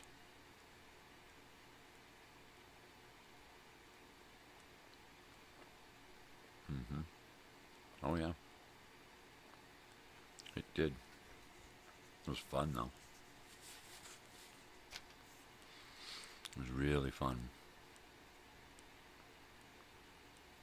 I couldn't put concrete because it's a mobile home park, and you get in trouble if you do anything permanent or anything built directly to the mobile home. That's against the rules. So I built it right next to the mobile home, but a fully visible gap, right? And the metal shed alone was, I think my wife got it for like $400. And it was more than that, but the people had bought it and had it sitting around for a long time, and the box had broken loose. And so they sold it for cheap because they just wanted to get rid of it, but all of the parts were there. So, and they delivered it because it was a heavy motherfucker. So the floor alone was a challenge because I couldn't use concrete, but I wanted it to be as strong as concrete. So I bought cinder blocks, and I made a border of cinder blocks, right? And then I made cinder block ridges down through, I think 3 times down across through the middle, spaced out like a couple of feet apart. I think there was 4 or 5 cinder block rows, every couple of feet apart. And then on the top of the cinder blocks, well, first I took the cinder blocks, I filled full of mud. I filled them full of dirt and mudded them and packed them in until it was hard as a rock. And then inside, in between all of the cinder blocks, I backfilled with dirt and mudded it and packed it down. So it was all as hard as a rock. So it created this near concrete foundation, right? Which was as close as I could get to concrete. But by using this desert dirt out here, once you add water to it, it becomes as hard as concrete if it doesn't have the chance to move and break. I didn't put any of my fence posts up with concrete. None of my fence posts are up with concrete. I just packed it in and backfilled it with really, really wet mud, and it just hardened. So after the foundation was done with hard packed dirt and cinder blocks, over the caps of the cinder block, rather than build a foundation of wood standing up, I laid the wood down, and I laid it over the tops of all of the cinder blocks, all the way around the edge, and then all the way down through the center, and then I tied in all the way down boards connecting all of the cross beams. So it looked like a bunch of little squares, right, when I was finished. And then I covered that with, 5/8 or 3/4 inch flooring board that had the foil back on the bottom so that it repelled the insects and the bugs. And then on the top, I put the underlayment for hardwood flooring, and then put hardwood flooring down, right? I also built a pony wall around 3 sides that was 18 inches high, and framed that in and covered it with wood all the way around. And then on the front, rather than use the old metal sliding doors, I went ahead and framed in an entire wall and put a regular household door, a kitchen door with a window on it, so that it lets light in. And you can, close it and lock it with a deadbolt. It's got 2 locks on it. And then I built the metal frame, the metal shed on top of that 18-inch pony wall, so that when you go in, it's tall. The front wall can be tall enough to accept a big 7-foot tall door, right? And then the finish was, I put that foam insulation throughout the roof and the walls to keep the heat out and the cold out, and to keep it, because we got a lot of heat here. So, and it actually does stay pretty moderate in there, even when it's 120 outside. It's not too bad in there. And I put electricity. I wired into a breaker that literally had 1 outlet and a light on it, because it used to be a bathroom here, but the bathroom was removed. So it brought that breaker down to just one outlet on my wall here, and our light switch for the outdoor lights. So underneath, I wired into that and ran the wire through conduit all the way down to there, ran it through conduit junction into a box, and then from that box I wired it out to various switches. I put lights inside and lights outside. I put an outdoor outlet with the outdoor guide on it, the guard on it. I brought over with PEX, I brought over hot and cold water. And I took out a drain. I was able to plumb in a drain to the mobile home drainage. And then I piped in gas, natural gas, which means I turned off our gas, I disconnected the pipes, and I spliced in. I bought threaded pipe all the way over to there, sealed it, threaded it, got it hooked up over there, turned it all back on, pressure tested everything to make sure nothing leaked. I did everything to code because I've been doing construction for so many years. I know how things are supposed to be done, and if I don't, I find out. What's the proper code for this? What is it supposed to be when it's done? And that's what I did to everything in there. I vented for a washer and dryer. I put in an air conditioner out there so that if you're out there in the middle of the heat all day long and you got to do laundry, or you want to sit out there and play drums, or just sit out there and go through all of the tons of shit I have out there on shelves now, there's an air conditioner. There's outlets, strong outlets, so that you can run, the breaker is set up so that you can run the washer and the dryer and the air conditioner or a heater at the same fucking time. Because I checked what the rating was supposed to be and made everything to code. Waterproofed it. It comes down and butts up against the house, the one side of the roof. So I built a trough out of a drain pipe and take the water away from the house so it doesn't just pour down in between the house and the shed. I mean, I went all out on this. It can be dismantled and moved, but it's probably best you don't. But we put a washer and dryer out there. Finally got a washer and dryer for my wife because we do house cleaning. Every night she was coming home, and she'd come home, she'd make dinner, and then she'd go and do laundry, either here in the park or into town and just do it all at once. But she'd be gone for hours every night. And I'm like, I'm getting sick of you being gone all the time. Every time it's like, hey, oh man, she's gone. So like, we're going to get a machine, and then all you got to do is go out there and come back in. You don't have to go anywhere. You don't have to sit over at the machines over here waiting for fucking shit, Oh, it is so awesome. It was such a change to have her here that much more. Huge change. Yeah.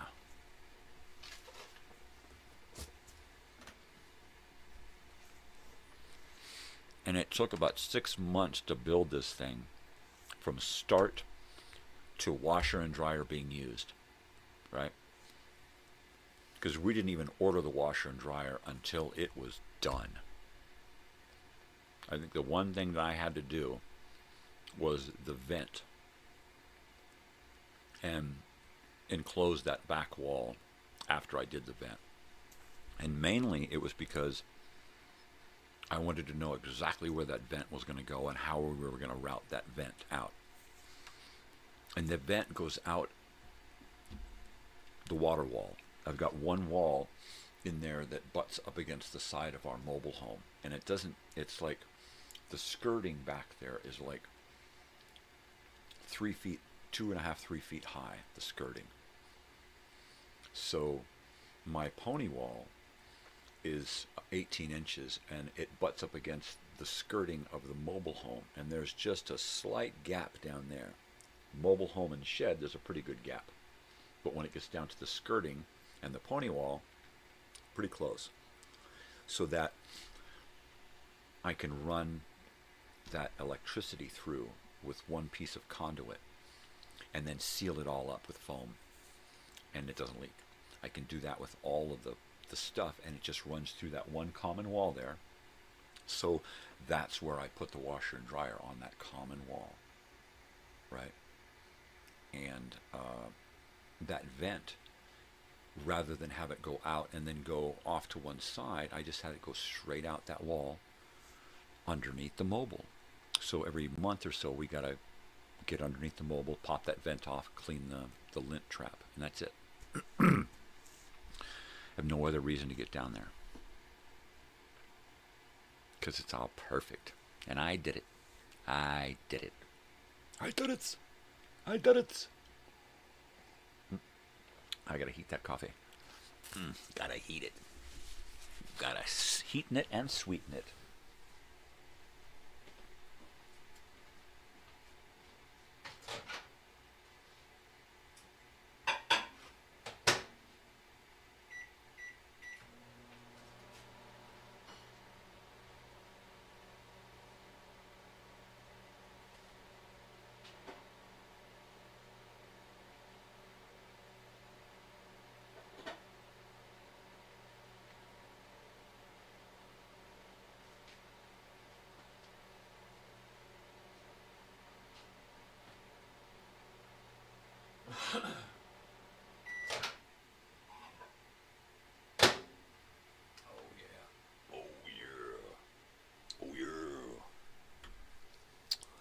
Well,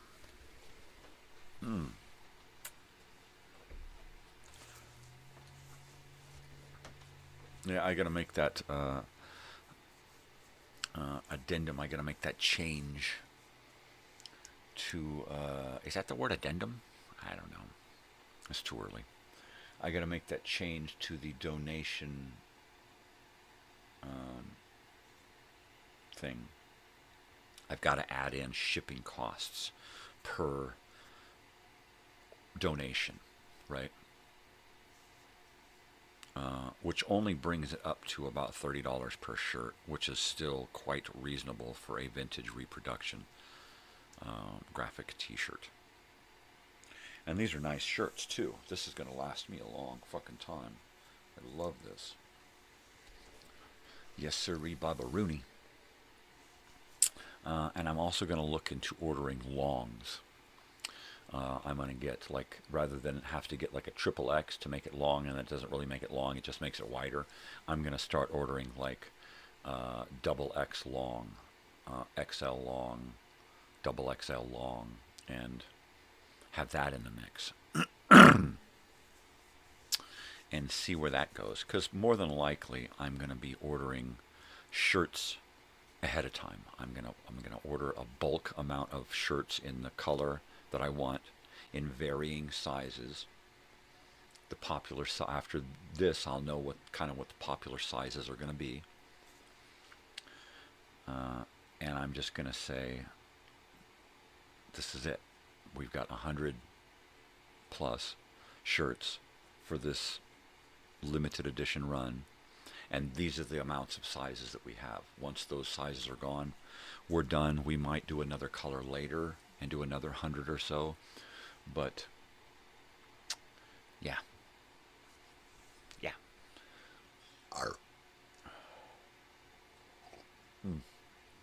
That's hot.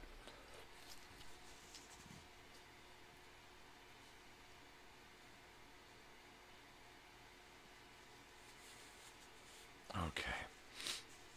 Mail-in shirts today. Mail-in shirts today. Mail-in. I had to wait for a donation to come in just so that I would have money to mail shirts. Seriously. So the donation that came in was from a beautiful person who actually sent more than I had expected, which gave me the shirt shipping budget. Positivity brings positivity. I'm just, yeah. I was like, right to the last one, I'm like, well, shirts are going to be in. How am I going to ship them? Shirts are going to be in. How am I going to ship them? Shirts are going to donation. So I'm hoping that as soon as I get the word out, people have shirts, that the other people who have made pledges are going to be, okay, yeah, where's my shirt? I'm ready to donate now.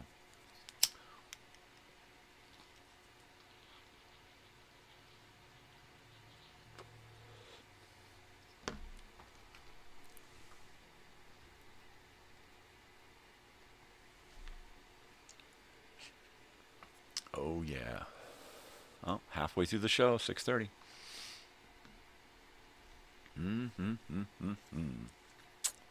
Yeah, baby. Oh, yeah. Oh, yeah, baby. Oh, yeah, honey. Oh, yeah, darling. Oh, shit. Yeah. It's funny because when I'm sleeping, I got this heater on right here. Right here. I mean, it's literally 2 feet away. And it's not really, I got it on low, so it's not burning anything. It's just putting out a little bit of, right? But when I'm in bed, I got to have a fan on. I can't have a heater on while I'm sleeping. It's got to be just a fan. When it gets a little bit warmer, I need the air conditioner on. Because I literally wake up in the middle of the night just fucking drenched, right? Just soaked to the bone. I don't know what it is, man, but in the middle of the night I put off a whole hell of a lot of BTUs, and I am just pumping out the sweat. If you were to watch me sleeping with the beads of sweat rolling across my face, you would think I had a fever. You would think that, my God, this guy's feverish. Get him to a hospital. That's just me sleeping. I wake up, my pillow is soaked. I have 2 pillows that I use under my head, right? It gets soaked, and I got to flip both pillows over, right? And then I can start flipping pillows back and forth throughout the night as I get up to take a leak and come back to a soaking wet pillow. It sucks. So I got to have a fan on. Not only that, but I've got to have the hum, the sound of the fan, or I won't be able to sleep. TV helps. If I've got a TV on, that helps. There are some movies that I use to go to sleep with. I call them sleeping pill movies, and I put it on, and within the first couple of scenes, I'm out, because I'm just programmed to be asleep before a certain time in the movie. There are some movies that I use as a sleeping pill movie that I don't even remember how it ends. I have seen so many times. I've seen it only from the first 20 minutes, first 30 minutes of the movie. I don't even remember how this current movie that I'm using, Dragnet, 1987, I don't even remember how it ended, what went on. I woke up in the middle of the night or during a nap the other day and was looking at it going, what movie is this? Oh shit, I don't remember this part of the movie. And I went back to sleep. Fuck it. That's what it's there for. They're great movies. I love the movies. Most of the movies I've seen a million times anyway, which makes them a good sleeping pill movie. It's like a good bedtime story, Totally. It's good.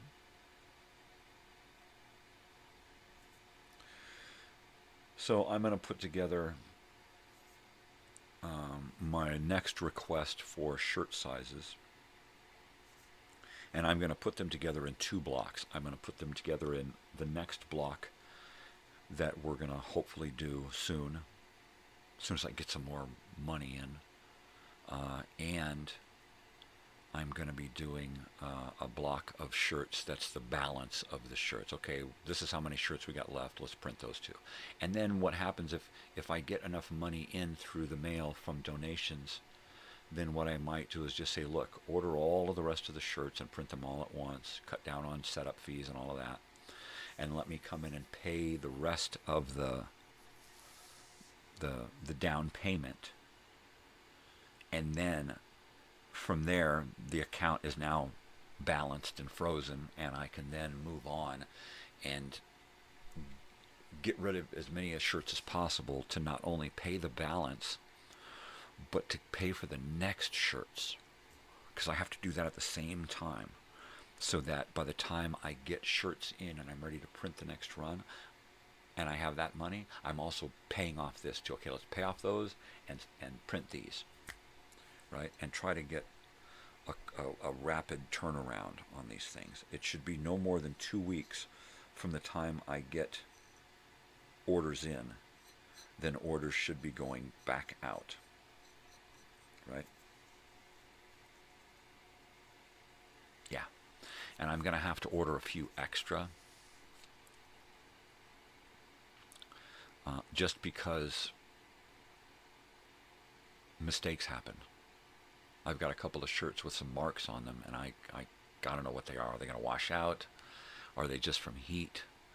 Are they actually permanent marks? There's a couple of drips that look like somebody's sweat that could be sweat with like sunblock or lotion or something, because they left a little greasy dot, a couple little greasy dots, and that's probably what it is. It's probably just sweat with something in it. So I have to wonder, is that going to wash out? So there are, once I get through all of them and go through each shirt and fold them all, I'll have a little balance of shirts that I'll have to throw into the wash and see what happens.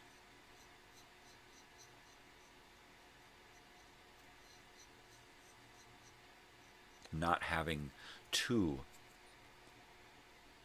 triple X's of one of the designs is kind of hurting me, because I really wanted to get everything out. And that one shirt is holding me up. But it just means that I'm going to have to ship one shirt now and one shirt later.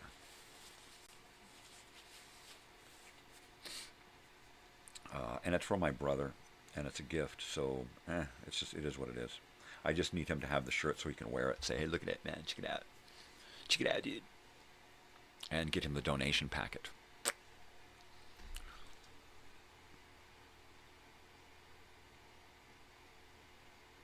Yeah, the donation packets are really important to these first very, very loyal donors, right? Because had it not been for them, I would not have been able to get the shirts off the ground.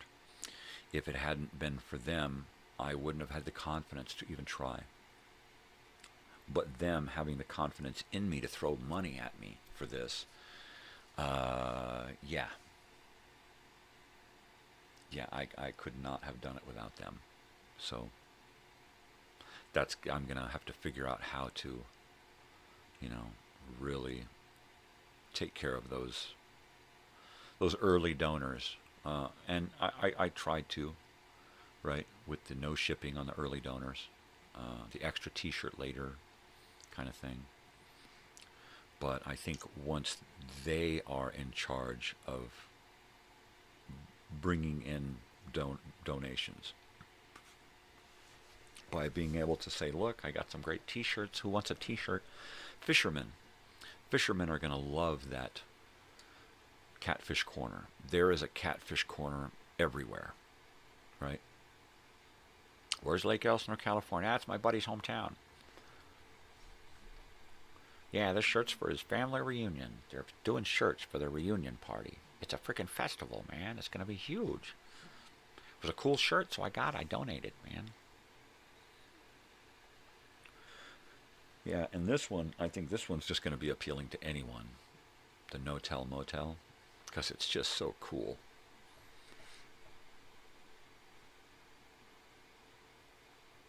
Yeah, I just got to keep coming up with those vintage ideas for shirts.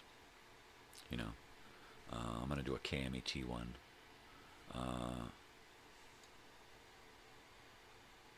I need to get in touch with people, various people, and get names and places so that I can come up with shirt ideas.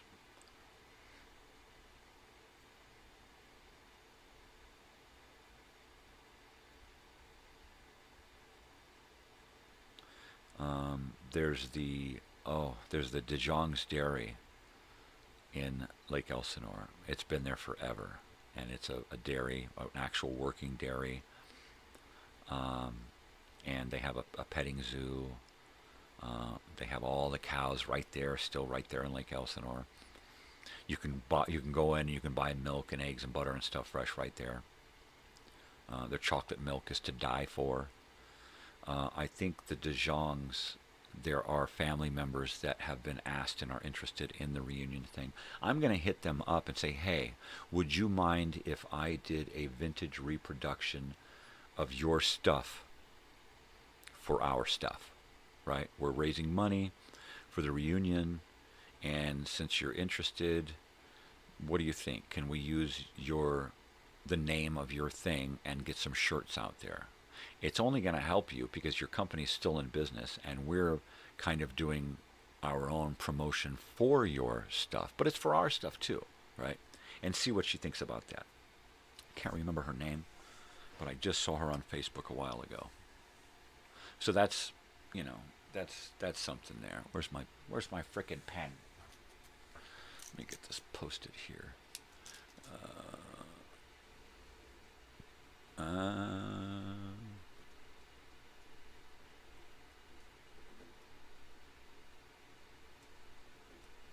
right, but that'd make a nice shirt. I don't know how.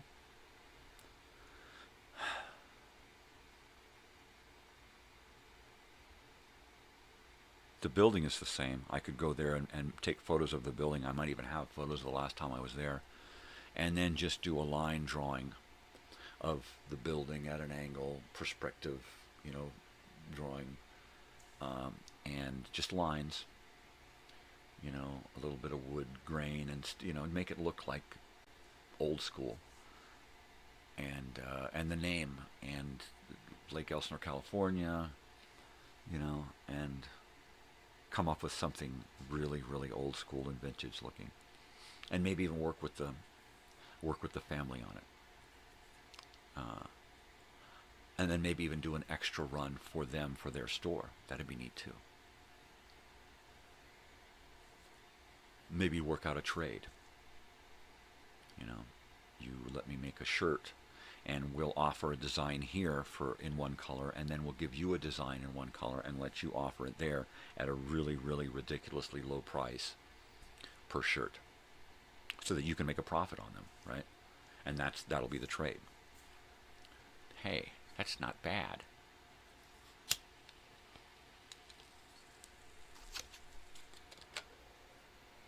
Because they will be on the daily tour. There will be a Saturday tour and a Sunday tour, both identical.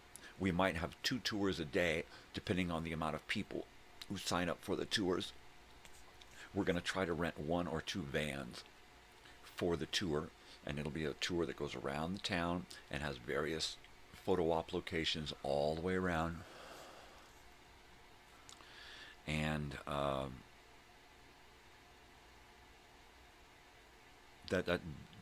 the dairy is on that stop. It's like, we're on our way to the high school. We're going to stop by the dairy first, and then we're going over to the high school.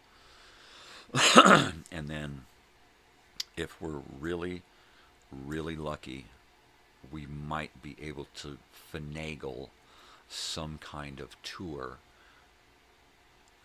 kind of through the campus high school, mainly so that we can get photo ops, and so people can peek in through windows and maybe go into one specific area, like the gymnasium. Can we go into the gymnasium and get a photograph, get photo ops in the gymnasium, right?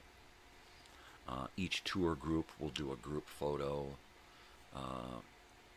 in the different areas, right? It's all coming down to photo ops and yearbook stuff. Cheese and crackers for breakfast. Nice. God, that sounds good. I can taste it.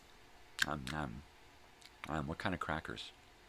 Are they like Post Toasties or Toast Points, or what do you call them? Wheat Thins? Or those little butter crackers, those little like Ritz crackers. Those are really good. I love Ritz crackers, and a little piece of cheddar. And maybe a little piece of salami, and maybe some grape or apple or something. Yeah, baby. Baby. I don't know what we're going to do for breakfast. We're all here this morning. We're all here, so we might actually do something breakfasty. Usually it's like bagels, cream cheese, toast, something quick. My wife makes these little Mexican breads, maybe one of those or something. So it's usually something quick, like cheese and crackers, something small. Usually I just have a cereal bar and coffee, and that holds me over for about the first 2 or 3 hours in the morning. I get up at 4, so by about 6 or 7, well, about 7 or 8, I start thinking, oh man, I'm starving. I just ate my cereal bar a little while ago, so I'm doing okay. But by the time my wife starts milling around, I'm going to be starving. You know what I need is I need a personal assistant / secretary. That's what I need. I need 3 of me. If I had 3 of me, 1 of me could be sleeping, 1 of me could be, you know, just kind of trying to cope, and 1 of me could actually be getting shit done, right? And then we could just trade places. So that way there's always somebody resting, always somebody, you know, getting it together, and then always somebody working his ass off. If I just had 3 of me, multiplicity, man. I need a clone machine. That's what I need.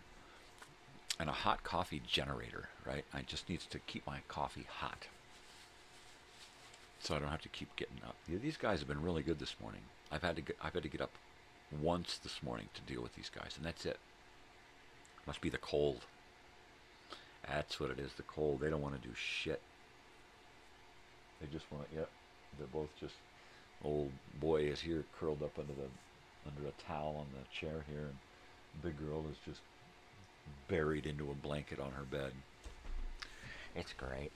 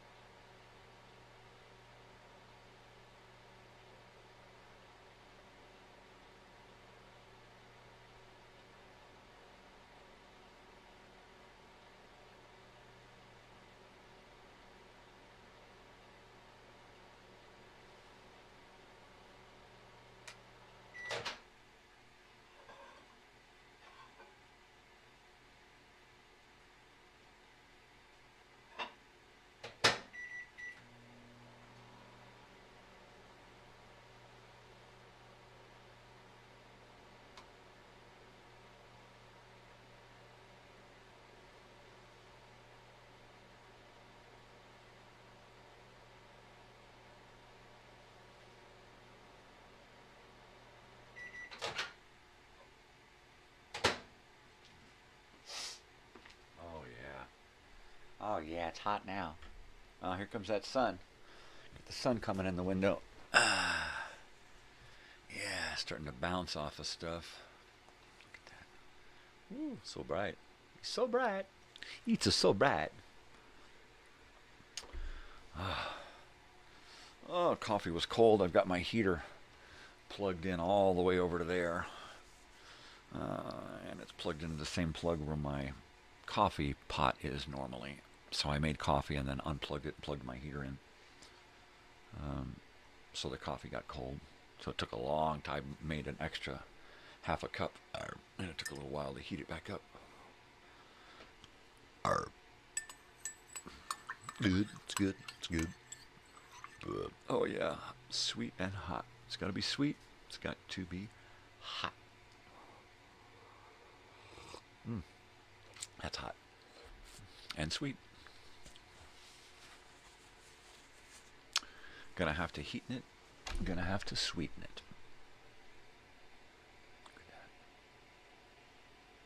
That is a reflection off of the computer screen over here from the sun coming in the window back here. Nice. Oh, yeah. Crees and Chackers. Crees and Chackers. Crees and Chackers. Okay. I am going to have to put together some kind of a newsletter. That's what I'm going to have to do.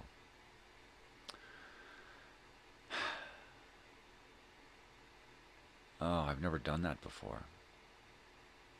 A one-page newsletter.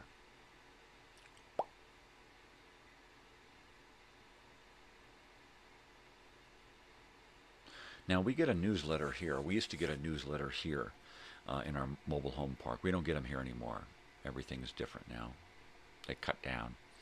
But it used to be an open. It was like 4 pages. It was just one sheet of paper that was folded. But it was, when it was folded, it was 8.5 by 11. It was a full size. And it had recipes and stuff on it, right?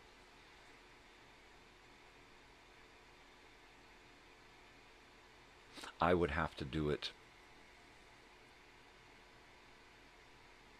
a one-page deal because I don't think I've got that much information to do a whole 2-page thing, but you never know. I'll have to figure that out, to come up with some kind of layout that I can reuse every month. I've got this great recipe book from 1976. It's a bicentennial recipe book with recipes from 200 years of American cooking, right? It's a small book. Now maybe I'll use that.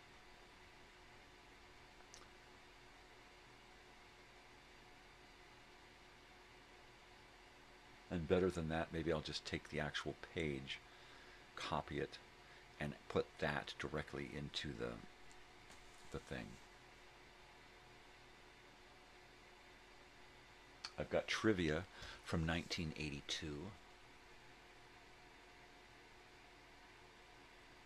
Huh. Huh. I got my fingers on my head.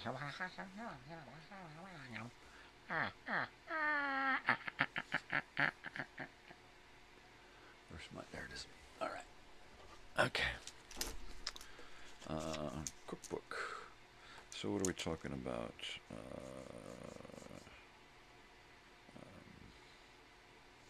Cookbook. Cookbook. Recipes.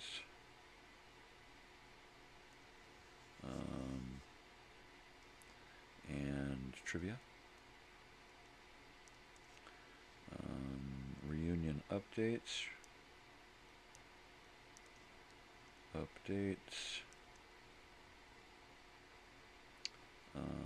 Info.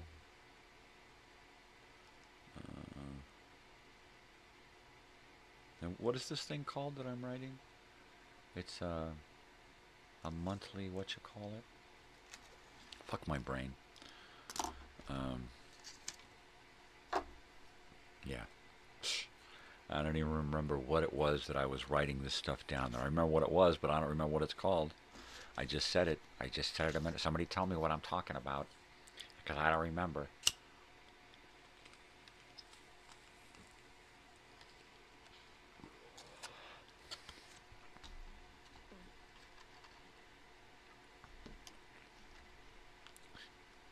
Newsletter. If you're typing it down, I'm sorry that you had to type it. Newsletter.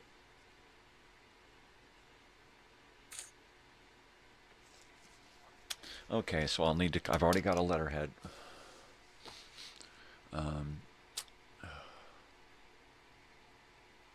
I guess what I'll do is create a newsletter, and then should I just release it digitally as a page, 2 pages in Facebook and in YouTube and in the groups, the event page.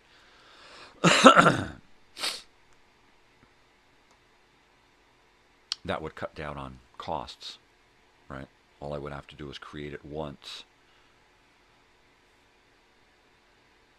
save it as a JPEG, and then upload it as JPEGs. That's it. And then those files that I create to make each page, I can just remove this text, copy and paste in the next text. Remove this text, copy and paste in the next text. Put in this photo, drop this out, put this in, and just change it up a little bit. Use the same letterhead, the same top with the date and the edition and how many days till the reunion, that kind of thing. Updates. Okay. Photos. This way I can do photos, yearbook photos.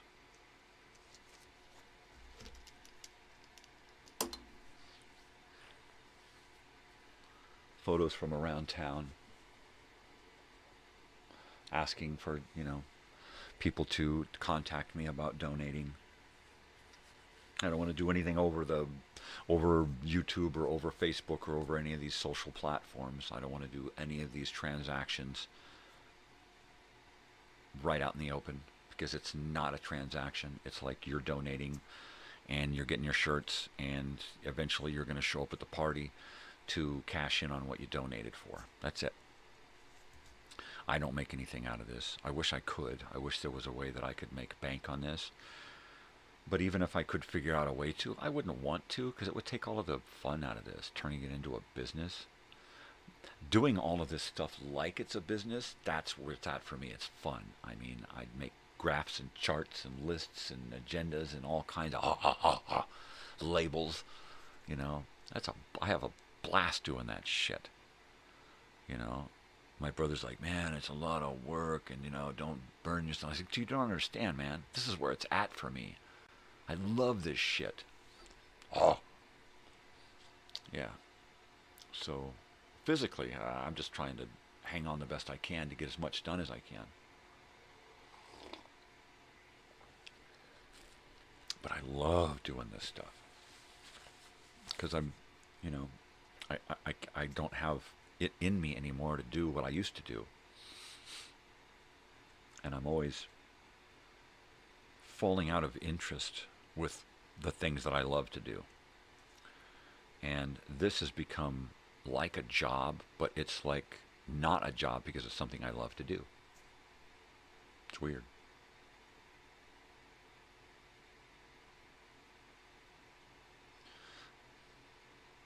But there are things in my life that I really love and enjoy doing, and I just don't do because of depression. It's like, I just don't enjoy that anymore. I want to enjoy it, but I don't have the drive to pick up my guitar and play. As much as I want to, it's like I'm physically unable to. And it's the debilitating fucking depression that does it. It kind of sucks. But you just gotta deal with it, move on, find something else to chew up your time, find something else to put yourself into, hope that doesn't burn you out.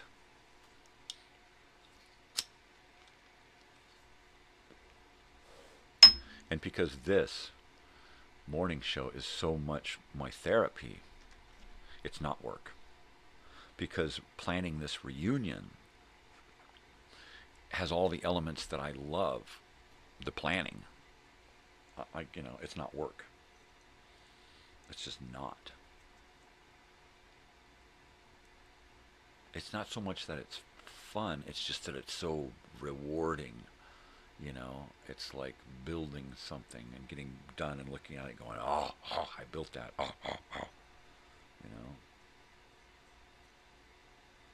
Just like that. It's just how it is. So, I could be sitting here playing Minecraft or Sims or Command and Conquer or something like that, where I'm building and building and building, but it doesn't mean anything. When I'm doing the videos and working on shirt stuff and planning reunion stuff, I'm doing the same thing. I'm building, but there's actually something coming out of it, you know. The more I build on this channel, I'm almost at 900 videos. By the end of the year, I'm going to be over 1,000 videos on this channel. A lot of it is borrowed content, but a lot of it is live. A lot of it is live. Me doing this stuff every day. For a while, I was doing it twice a day, 5 days a week. I'm going to go back to that. I'm going to go back to being here for an hour in the morning doing this, and then segue right into the 2-hour portion of the show. An hour of doing this, and then we're going to go into the 2-hour portion where I change cameras and microphones, and I go into another part of the room, and I do this part of the show where I explore the past in depth using props and videos and sound and that kind of stuff. So we're going to go there. And then after that, I'm going to be coming back most evenings with some other kind of live show. I love to do the live stuff. And as long as I can balance the live with the uploaded stuff, then it's okay. You know, so it's going to come down to planning and routine and scheduling my day so that every day has a purpose in order to make the following week come out without a hitch, you know. That's tough. It's a tall order. But that's what makes it so challenging and so fun. You know, I got all this shit going on. I don't have time to be depressed. I don't have time to go, oh, boo-hoo, poor me. You know, which is essentially what it all boils down to. You just let yourself go and you just start wallowing in the depression, the misery, you know. And this, God, it's been like, what, 10, almost 11 months of doing this live morning show, 5 days a week.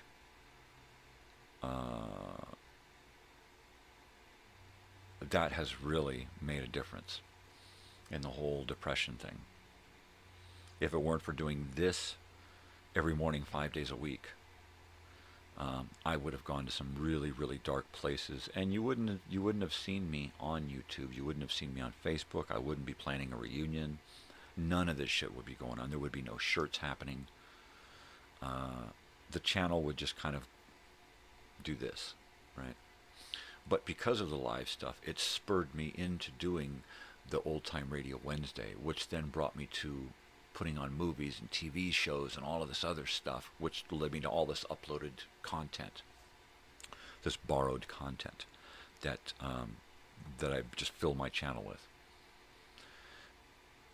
And it's just going to keep going and going and going. You know, at some point I'm going to get the YouTube Studio Premium so that I can download as many of my videos as I want back to my own hard drive. First I need to get that hard drive, which means I got to come up with some other little gig to bring in a little bit of extra money, you know. Because these shirts, that's just going to hopefully generate enough money to do more shirts, and then at some point start building a surplus of money for the reunion. I would make my own shirts to do, but I don't want to compete with the reunion shirts at this point. If the reunion shirts just go whoosh and go crazy, I'll start offering my own shirts. You know, and I'll do it in the same thing here. If you want to donate to the reunion, here's a whole bunch of shirts. If you want to donate to my channel, here's a couple of channel shirts, and do some kooky stuff. And if the shirts go really crazy over here, then I might be able to just say, you know what, I got a couple of shirts if you're interested. Couldn't hurt. But everything has to be like, contact me privately so we can discuss it privately. You know, if you're interested in donating, then give me your address and I will send you the donation kit. And you can donate right now, and through the app processes, like Venmo or Zelle or whatever those are. And you can do that, but from there I will send you a donation kit, hoping that you're on board with trying to get rid of some of these shirts for us. Just like back in school, man, when we were out hawking candy bars and trying to go door to door, getting people to sponsor us for the local race or whatever it is, where the reading drive, the paper drive, we were always doing something to raise money back then. So it's got to be the same kind of feel. It's got to be like we're all getting together to pull this off. Everybody's doing their part. We're going to have a show. It's got to feel like a Andy Rooney or Little Rascals. My friend's always bumming on his current state in life, and I'm just like, dude, you got to come over and hang out, man. Come over and hang out, little brother. There's good people out there. Just keep thinking positive. The more time I can spend with some people, the more I think that I can kind of find a way to help them. Connect them with somebody who can do, help the way they need help. If I can't help them myself, keep my eyes open for whatever it is they're in need of, whatever their current state needs for repair. I'm there. I'm trying to do whatever I can, which only helps me. So even if I'm just helping somebody just to help, or whether they're reciprocating in kind, and I can make a few bucks and go out and buy a hard drive for my computer, because I need another one. I literally need another one of those hard drives. I need 2 of them hooked up to this computer permanently, and at least one, maybe 2 hooked up to this one permanently. Yeah. So that's a tall order until I get a desktop computer, some kind of retired gaming computer that's been overhauled or reset, rebooted, whatever. But I need some kind of, and this one over here is Windows 10. This one is Windows 11. It doesn't have to be a current. I'm using old video editing programs, right? It doesn't have to be the top of the line. It just has to have a lot of memory and a little speed. A little faster than these laptops, and a ton of memory. I need empty space. I need a ton of empty space. I've got to bring stuff home from YouTube, all this live stuff, and that's a lot of video.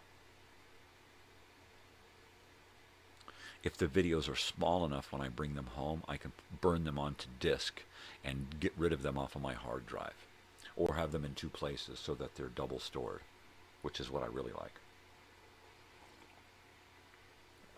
I would prefer that everything that I have at least on 2 hard drives, and then the important stuff, have it saved somewhere else, on a disk or a thumb drive or an external hard drive that's kind of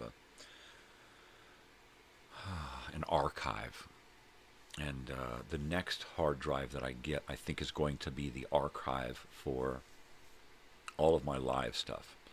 It's not that it is all Emmy award-winning TV, because it ain't.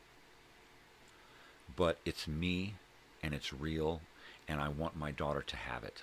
Whether it is on YouTube or not, I want my daughter to have it so that when YouTube goes and all the videos are sold off to some other streaming program, and they only take the shit that's got so many views or likes or whatever happens. There's going to be some kind of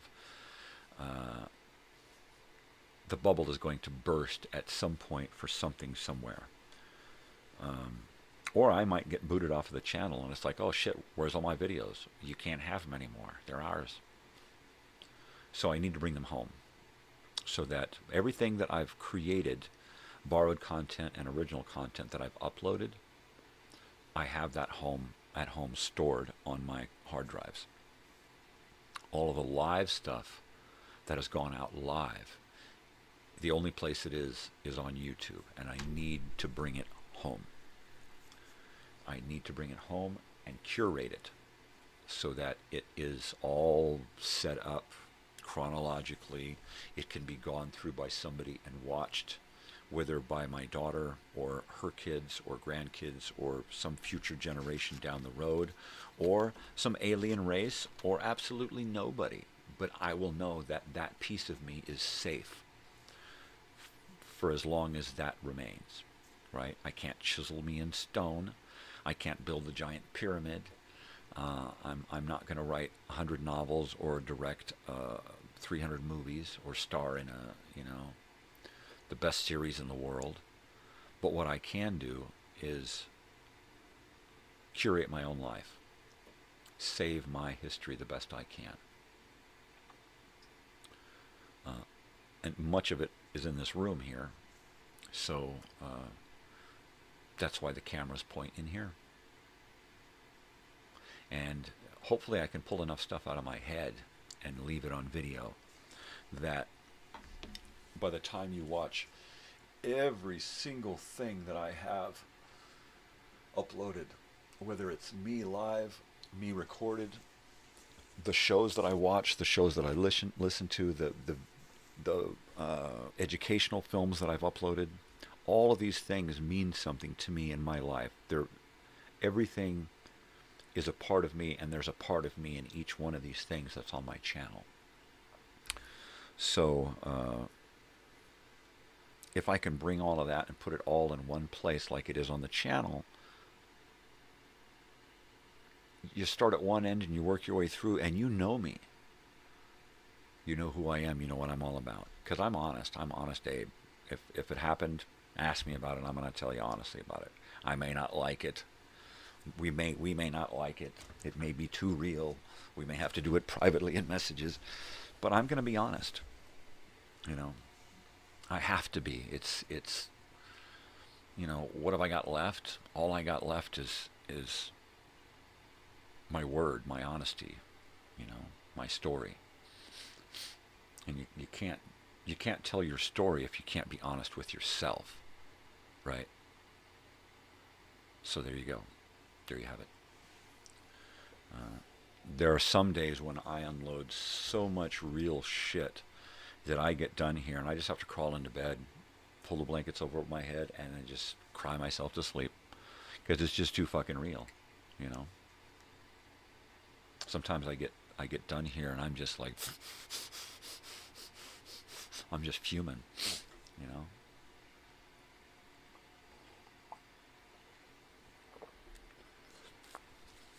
But most days I'm just excited about being here, just fucking excited, ecstatic about, dude, I woke up today. Yeah, but then what? No, I woke up, man. That's the good part. That's the fun part, is I woke up. That's the excitement. What? That's all? Ain't that enough, man? Ain't that enough?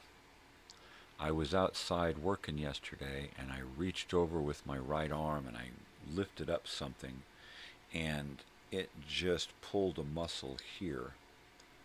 And, my God, for like 15 minutes, I'm just holding my right boob, just squeezing it, just trying to work out that pain in that muscle, tendon, whatever it did. But it was like, I'm old. That hurt. Don't do that again, you dummy. Use both hands. Bend with your knees, not your back. I mean, every day I'm confronted and confounded by some new fucking age-related ailment or pain or something. Man, am I crusty. Oh, that sun coming through is just awesome. Can't feel it. It's too cold in here. Which is why I got the heater on. Oh, I got movement. My dog's moving a little bit. Make sure he just stays tucked in. Just stay tucked in, buddy. It's too cold out here right now. So let's see. Today I mail shirts. Today I fold shirts. Today I redo my shipping and handling stuff on the next batch of donation stuff that goes out. And I work on a newsletter with information, photos of the shirts, photo of the, student of the month. Let's do that. Let's do student of the month, and we'll throw up a photo of somebody who's involved in all of this and put their photo up there. Somebody who's involved and who is helping out enormously, right? So it's probably going to be first our top donor, right? I think that'll, student of the month will be our top donors, and we'll put their school photo up there from the yearbook. Oh, that's going to be bitchin', right? Student of the month, because it'll be a monthly newsletter. Yeah, student of the month. Thank you for your donations, yada, yada, yada. And this will use my layout skills and my wordsmithing abilities, and that'll be fun. A newsletter. Just keep adding on more stuff to do, dummy. Like you need to keep any busier. You don't have time for the shit you're doing now, dummy. Hey, Marge, he's talking to himself. Again! Leave him alone, Harry. At least he communicates. Yeah, who communicates with you? I have the governor. No way, dude. Was that the real governor? Believe me now and think about it later. I'm here to stay in California. I'll take a hit off my pipe now. So, Joey, how many times have you used the word jackwad at work? Huh? Or did you forget? Oh, man, I forgot what it was.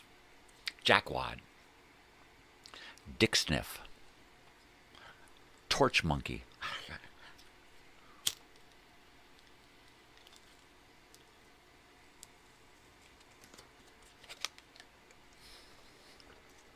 Yep. I've got this kind of word quirk, a habit of nicknaming my dogs and people and things, where I'll, like rapid fire nicknames out at something or somebody, and they're like, dude, all right, enough. My dog's like, that's not my name, that's not my name, that's not my name, that's not my name, would you stop it, that's not my name. Yo, turtlefish, come here. Yo, sprinkler head. Yo, Phineas T. Wartbottom. I don't know. Yeah.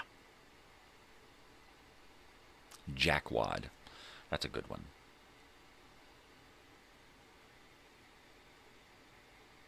Jerk legs. Yo, jerk legs, come here.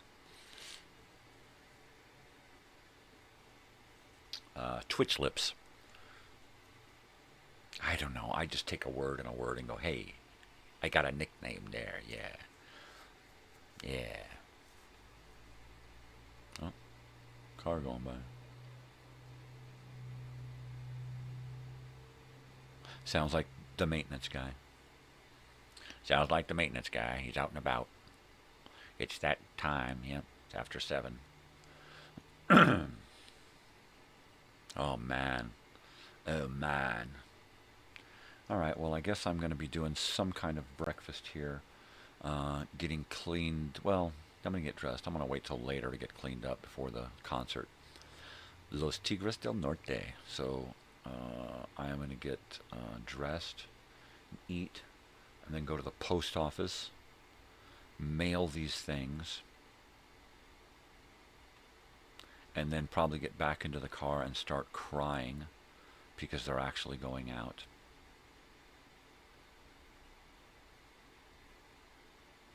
I'm wishing I had money to send other stuff in the mail. But you never know. I might be able to budget that. I might. We got the holidays coming up. The only bummer is that shipping big stuff in the holidays sucks because it's expensive. So, but you know what? The lady down at the post office was really good about this thing here. I said, look, I've got to mail 2 T-shirts to people. What can I, do you have like a bag or something, envelope? Can I use media mail? She said, you can't use media mail. So I'm like, okay, well, what about, you know, those envelopes? She's okay, well, these are like $11 right now to start. And then you gotta, and it's like, okay, because they're, you know, they're a specific time shipment thing, right? And I'm like, okay, well, she said, you know what you do is you go to Dollar Tree, buy those cheap envelopes, and tape them up really good and fold the T-shirts really as flat as you can and stick them in there and ship them that way. And those start around $5 per. Plus, I mean, for $5 per for the first ounce. And then after that, I don't know how much it is, but it's got to be cheaper than the other stuff. It's only 2 T-shirts and they don't weigh a lot. 2 T-shirts and an envelope with some literature in it. Man, I'm hoping that this whole idea about giving donation information to people is really going to be the key to getting the shirt production really pumping, you know, because without money coming in, production is pretty slow, right? And without shirts going out regularly, it kind of falls flat and people lose interest in it. So, yeah, all of the money that comes in from these 2 shirts is going to go right back into shirt production so that we have a steady flow of shirts, right? Which means more than likely Catfish Corner is going to get, and No Tell Motel is going to get a second batch of 100. It'll be 100. I think I'm going to do this in a beige or I might offer it in a purple and a blue heather, or a pink and a blue heather. This is kind of that sweatshirt material, heather. So I may do more runs in more colors, but there'll be no more in the browns. The browns is 100 and that's it. I have a dark blue that it looks okay on the Catfish Corner, but I think I'm going to go to a like olive drab green for the, and I might do an orange, a yellow orange too, for the Catfish Corner. And at some point re-release the Catfish Corner and the No Tell Motel in different colors. It's probably going to happen because these shirts are kind of early and we can only do 1 color each. But I think later when we do, we'll say, well, okay, we're going to do 100 of this color and 100 of this color and 100 of this color in this design. That's 300 shirts. Even if we don't sell them all before the event, at the event we're going to have a ton of shirts to unload to pay for yearbook stuff, you know. And people can purchase yearbooks early at a better price, right? Free shipping on yearbooks if you buy ahead of time. And this is how much they're going to cost. They're going to be pretty costly. Yearbooks are going to go for probably around $100 at the least, I think. because there's going to be a lot into it, and we're only going to produce so many, and the fewer you produce, the higher the cost is per volume, right? So the more you produce, the lower the volume costs come down. So yearbooks are going to be one of those things where we're probably going to want to sell. We're probably going to be looking to sell about 100, which means trying to produce enough so that we sell 100, and then there's about 100 left for selling throughout the year, and then have a bulk to sell at the next event the following year.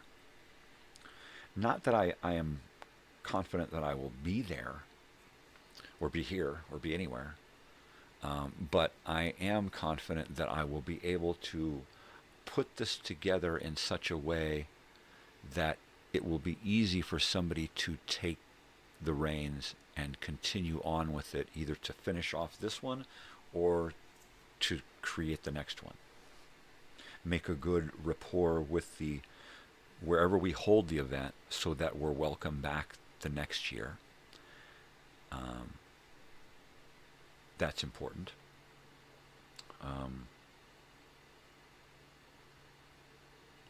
Making it so much fun that it gets such a good review that population increases 2 or 3 times at least for the next year. Maybe so much so that it has to go to a different venue. Right?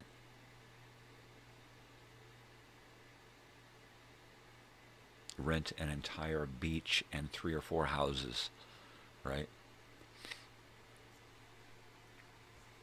I don't know. Maybe have to rent a giant mansion.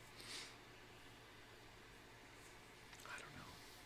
See, now, I don't want it to be a loud, violent, rager, drug-induced, snot party. I want something that's got live music until 10.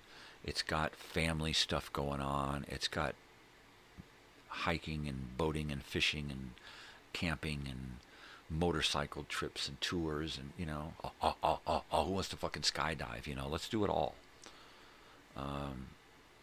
I might be up for skydiving Lake Elsinore. I might really get hurt when I hit the ground, but it'd be a hell of a trip down. Can we land in the water? Is that a thing? That would be great if we could land in the water. Let's land right on the beach, just in the water, so I got a splash down, right? That'd be fantastic. Coming down, skirting across the water on your butt. That'd be great. I'll wear a life vest, too. Parachute and life vest. Because I think you have to have even though you're tandem attached to the other guy who's got the chute, I think you have to still have an emergency chute, right? So, but that and a life vest, I could have a floaty jacket on and land in the water, pull over the water, and then cut me loose, man. Let me drop splash into the water. I don't give a fuck. I tell you, I'd rather hit the water than the beach or the dirt, because I'd probably fuck my spine up. That's the only bummer about skydiving. I'd love to skydive. At this point, I got nothing to lose, so I'd definitely go for it. But the only thing I would have to lose is the use of my back. Or I would dislocate a knee or something stupid like that. Some stupid old guy thing, right?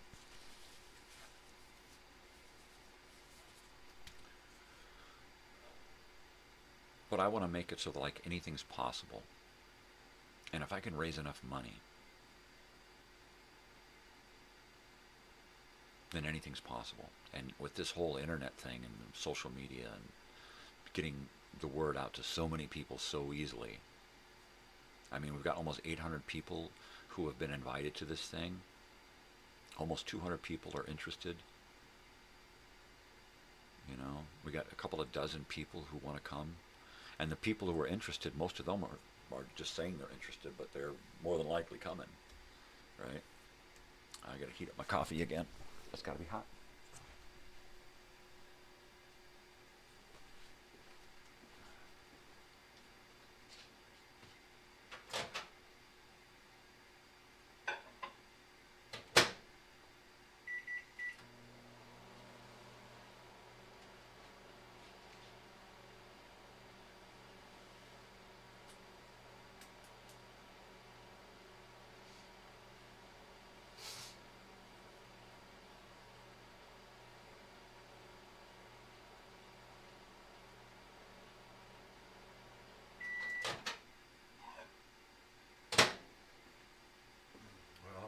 Girlfriends, and I gotta have girlfriends, but the girlfriend has got to be sweet and hot. She's got to be sweet. She's got to be hot. My boy, my little dog over here. Hi. Yeah, baby. Oh yeah. So I gotta deal with freaking jury duty here soon. I keep putting it off. I gotta try to postpone it until the spring because I got all this crap I gotta do, medical, dental crap. And I'm not gonna sit in court and try to talk to people. If they try to talk to me and I got no teeth, I'm just gonna take my time and write down a note and hand it to them. They don't have to force me to do fucking shit. If I don't want to talk, I don't have to fucking talk. It's not going to be in contempt of court if I don't go, right? And which is exactly what I'm going to do if they try to talk to me. I don't understand what you're saying. You know, so yeah, so there'll be that. But I don't take shit from anybody, and I certainly am going to take shit from you know what? Find me in contempt of court and send me to jail. You know, if that's how you want to go about this, by abusing your power as a judge, by teaching me a lesson that is unteachable because I don't conform to your fucking bullshit, then go for it. Do what you're going to do, you know? If you want me to apologize, I'm going to be apologizing to you, but it's really going to be me apologizing that you're a fucking idiot. So yeah, I'll say, well, I'm sorry, Your Honor, and then inside of me, I'm thinking, because you're an idiot. So there you go. So there's that. But, you know, it's not that I don't want to do it. It's just that it never seems to fit with my fucked up life schedule. So, same thing with my daughter. She's like, well, gosh, I got so much stuff going on. I said, well, just postpone it until, you know, if they ask you when, just give them the date of a period where you're not doing anything during one of your breaks. Spring break, winter break, summer break. More than likely, is summer is when you're going to really have the time to do something like that. If it's not going to be winter break, because most of the time courts are closed during the same time schools are closed for winter break. So I said, you know, do what you got to do. She's been called for it a couple of times. So just put it off. I usually just wait and then call in the night before and find out if I'm going to go in.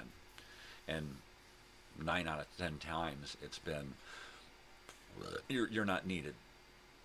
Your group has been dismissed. You're unneeded. We'll call you next time. And a couple of times a year, once or twice a year, or once every couple of years, I'll get hit with it. Sometimes it's like, didn't this just happen? And then sometimes it's like, wow, this doesn't happen in a while. Like this latest one, this doesn't happen in a while. It's been a year. I think it's been about over a year and a half, I think, since I last did jury duty. And I was like, next time, if I can, I want to try to do this, right? It's one of those things you know, I don't want to do anything real super, you know, important. Just make somebody's life decisions and shit. You know, who's at fault? That's that dumb shit. That kind of thing. All right. Pay the guy. But it just never seems to work. I've wanted to do it before just to get out of work. It's like, oh, jury duty. Oh, darn. No, they didn't need me. I guess I got to work today. Yep.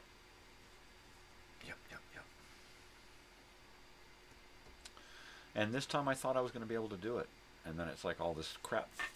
I don't think I can swing it. I don't think I can swing it. White Feather Road.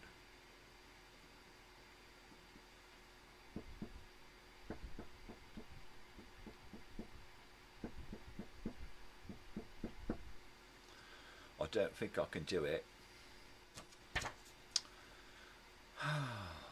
Bummer.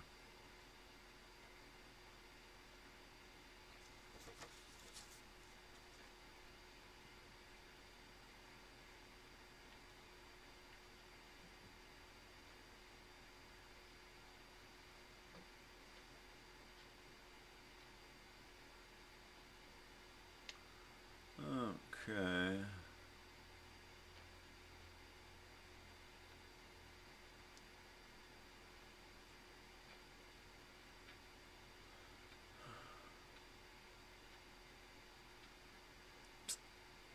Yeah, I'm just going to have to get on this today and get it over with. My daughter's going to be around, so she'll be getting ready for the concert in the evening. Oh, so maybe after my nap, I'll get her to help me, because she's been on the website there a couple of times, and has helped my wife go there. So if I can just have her kind of with me when I'm doing it, that's the important thing.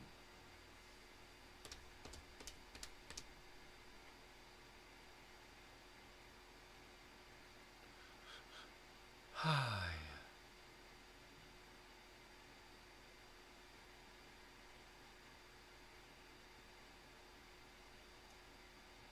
Shirts, shirts, shirts. Shirts, shirts, totally excited.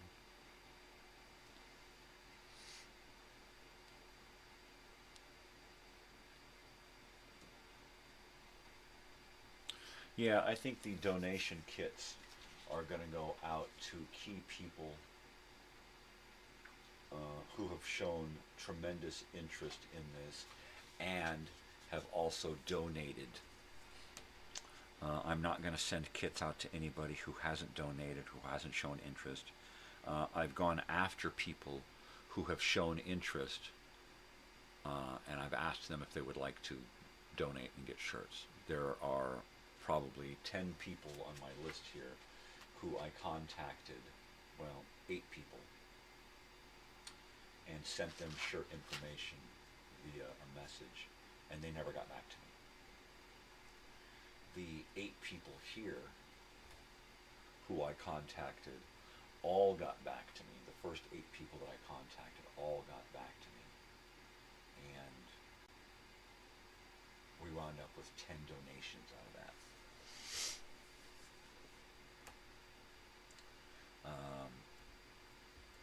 One of the person who donated the most actually volunteered 2 other people to donate, but they have not donated yet. So she pledged for them.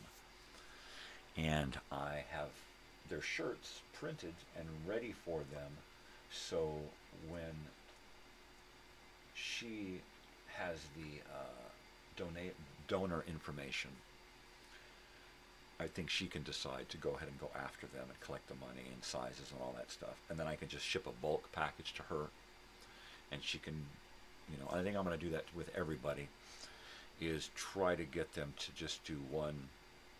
Everybody has to pay the shipping and handling, but if I can just send one of things with everything individually bagged, some of them will have donation stuff in them, others I won't be forcing people. I will be sending thank you messages, and if you would like to receive the newsletter and donate or gather donations, then I'll send you a kit, kind of a thing.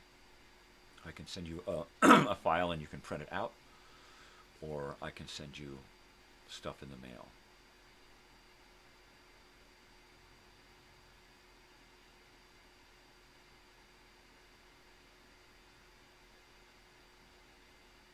Yeah.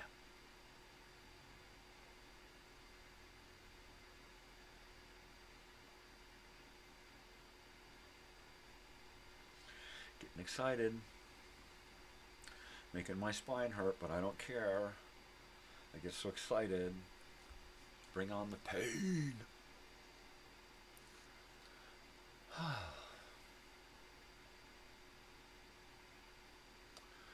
Well, at least I'm not freezing anymore. The last few mornings I've been really cold sitting in here. I get up and turn the stove on and turn a couple of burners on high just to burn the chill out of the air. And then it's tolerable, but I still got to put on a sweater and sit here and drink hot coffee. I got this heater right next to me here on low, and it's just enough warm air. My toes are still frozen, but it's just enough warm air to keep my hands from being frozen. That's nice. That's nice. I can't wait until I can get the shirt people to help me do other paraphernalia, right? The labels inside of the shirts. Genius. Stroke of fucking genius. It was our combined effort. I came up with this interior tag label thing and said, hey, if you can do that, can you do this? And they're like, oh yeah, we can do that. Oh, and luckily the shirts I got had the tearaway tag on them so that they can just lift up the tag and print my little label right on there. And that's sweet and hot.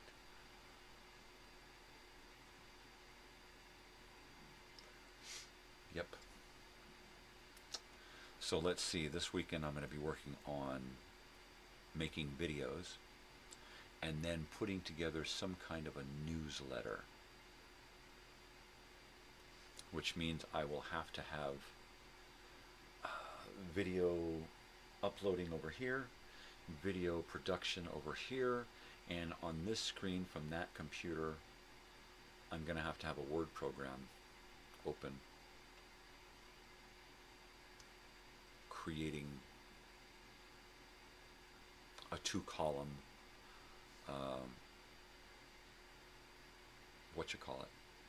newsletter. So basically I have to come up with content first. What are going to be my articles? The first one, of course, is going to be, hey, there's a reunion brewing, right? So it'll be what's doing about the reunion brewing. Oh, that's catchy, baby. That's catchy. What's doing about the reunion that's a brewing?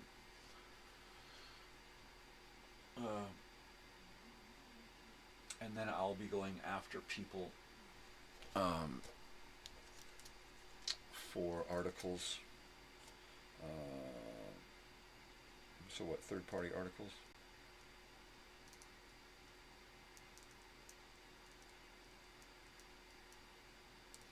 Right? I'd like to do something ongoing, like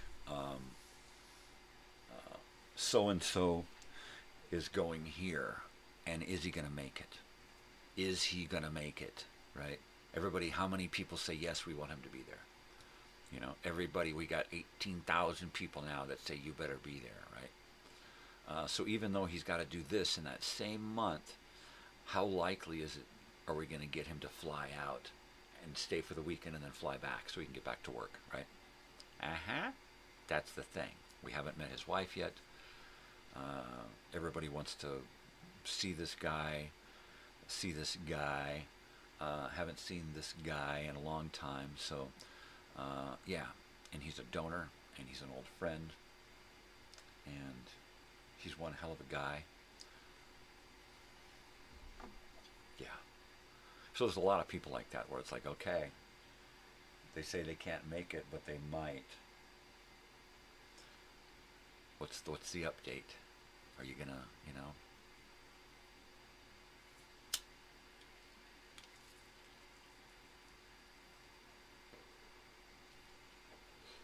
Third-party articles.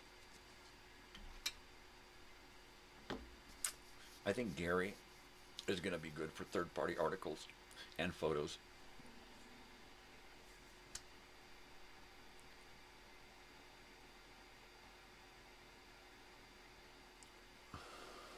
Just mainly because he's there. You know. If I can get him to write me like the synopsis of a story or the synopsis of an outing that he did going around town, then I can take that and turn it into a little article and then install that into the... Because we can't have anything real big, you know, but if we can just have little 1 or 2 or 3 paragraph articles and stuff, we can do 2, 3, 4 pages of something that I will probably print out and save, and then people can request to be on the mailing list, and maybe that'll go into the donation thing, where is if you become if you're a donor, then you're a generous donor. Now you are the premium donor, right? You'll get the letter thing sent to you automatically because you've invested so much, right? So the best donors are going to get newsletters sent to them, or maybe all the donors. I don't know. Maybe that'll be a thing. Is that I'll start printing out a really nice newsletter. Nothing really fancy. I don't want to use a lot of color. There'll be a little color here and there to make it pop, and maybe even do the photographs in black and white. Maybe set it up to look like an old newspaper, right? I don't have a fancy printer. All I can do are 8.5 by 11. Well, I could probably have stuff printed out for me, but that's just more money. If I can just kind of do it at home and send out a few newsletters, it's probably going to be to the people who have donated above and beyond, right? Without these people, we never would have. So we'll send those people newsletters. And then if you want to join a newsletter thing, then send X amount of dollars and I'll send you a newsletter a month, you know. Send me, you know, send me $10 and I'll send you 10 monthly issues or something. I don't know. It seems like $1 would probably cover the printing and the mailing, right?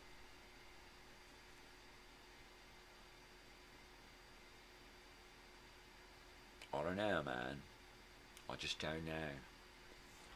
All I know is that it's actually happening. I got a pile of shirts over there.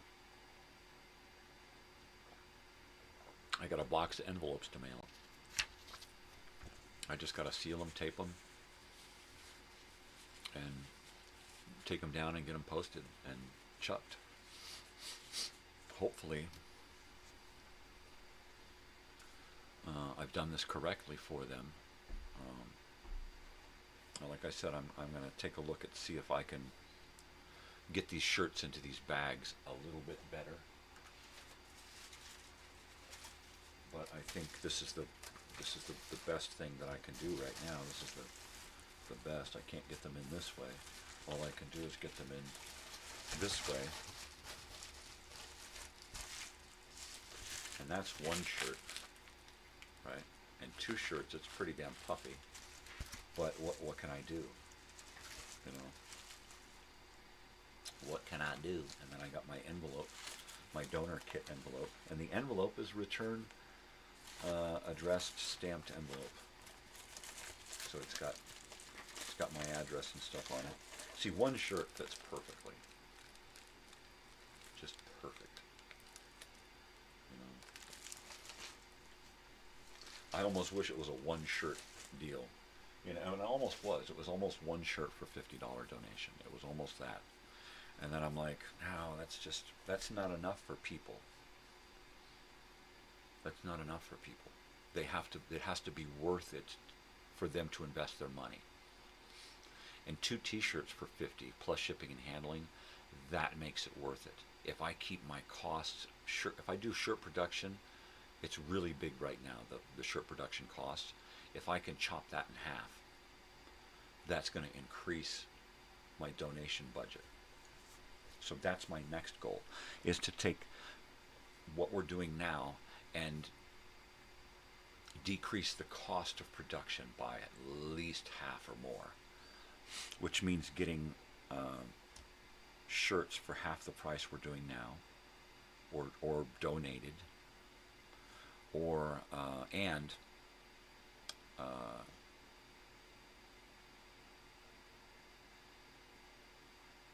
being able to do all of the artwork myself and pay for it all at once. Paying for it all at once and having them all printed at once cuts down on production costs, setup fees, and the time it takes to produce a small batch. It's just more cost. It's going to be more cost effective. So that's what I'm shooting for right now. Right now, this first batch is going to pay for itself. And if I do the next batch of one shirt,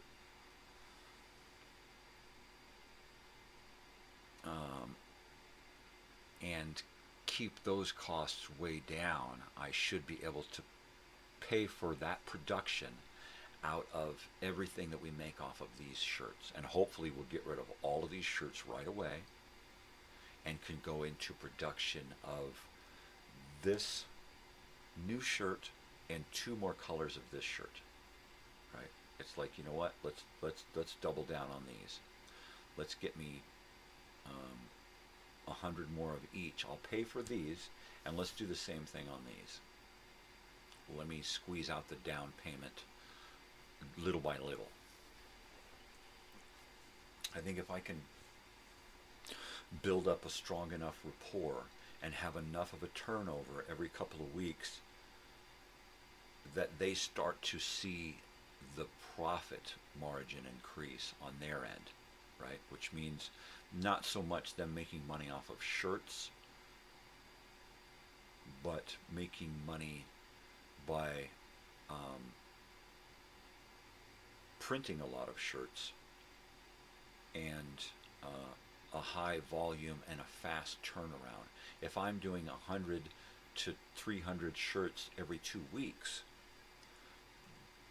even though I'm bringing in most of the shirts to be printed, they're still going to be making a good amount of money on it, right? Support your local businesses. So that'll be cool. I guess it's time to hit up a few more good hits. Swill this coffee down and get ready for the day. I'm going to get cleaned up and get dressed, eat probably a bagel and cream cheese. I think that sounds. Bagel, cream cheese, and some orange juice. And then I will, what I might do is, you know what, I'm just going to go with it. I'm just going to go ahead and pack up and tape my envelopes the way they are. Make sure that everything, I double checked them last night. They're all ready to go. So I'm going to seal them, get them ready for shipping, take them all down in bags, and get them in the fucking mail before I take a nap today. Sounds like rolling thunder in my stomach.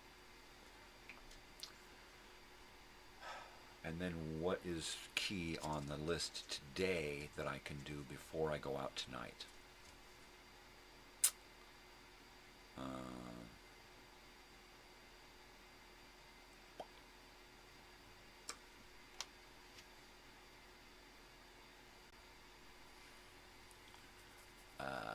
I think it is going to be outside. I think we're going to have to go outside and go through the stuff that we pulled out of the shed and out of the tool shed. and go through that and then put that away. My main concern is weather at this point, because weather is all of a sudden it's going to be fine one day and then raining the next. And if it starts raining in the middle of the night and we weren't ready for it, shit will just get wiped out.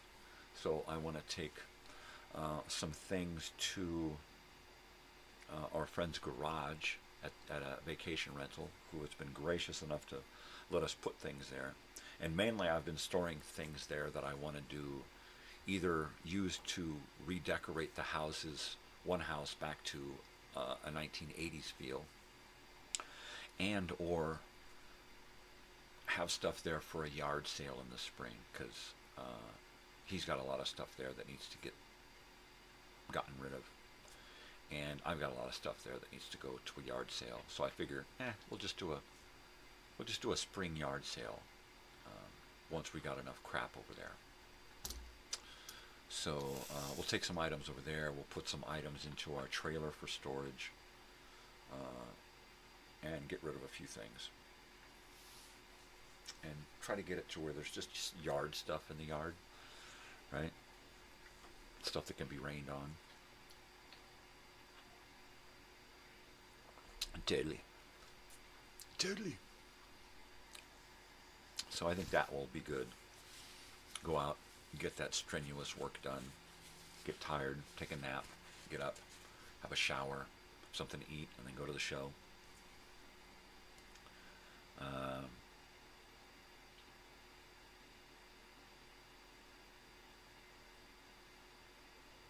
I'm hoping to get to sleep somewhat early tonight because, like I've just explained, I got a lot to do. Just sitting here, I've got so much to do. I'm going to be tied to this computer all weekend. This computer, that computer. Wishing I had a third computer and a fourth computer to have stuff working. Because now the videos that I'm creating sometimes take 2 hours to process and save. An hour and a half, 2.5 hours to upload onto YouTube. And that's just a computer sitting there, just doing that. And I can't use it for anything else. Or I slow down the processor, I slow down the upload. So I just let it go. They're directly wired into the computer modem. So they're fast, but you start doing it with other shit going on, and it's like, just, this one over here is kind of old and it bogs down big time. So, yeah, another gaming computer turned into a video editing computer. That's what I need. You know, cloud stuff over and upload it from other computers and just work on it from the main computer. That would be sweet. Yeah. I would definitely have a giant widescreen monitor for a desktop computer, and I would have some serious editing going on because I would be able to get right up close and personal with every little detail on the video. A fast processor would mean that I could just go and everything that I edit would be so tight together, you know. It would be great.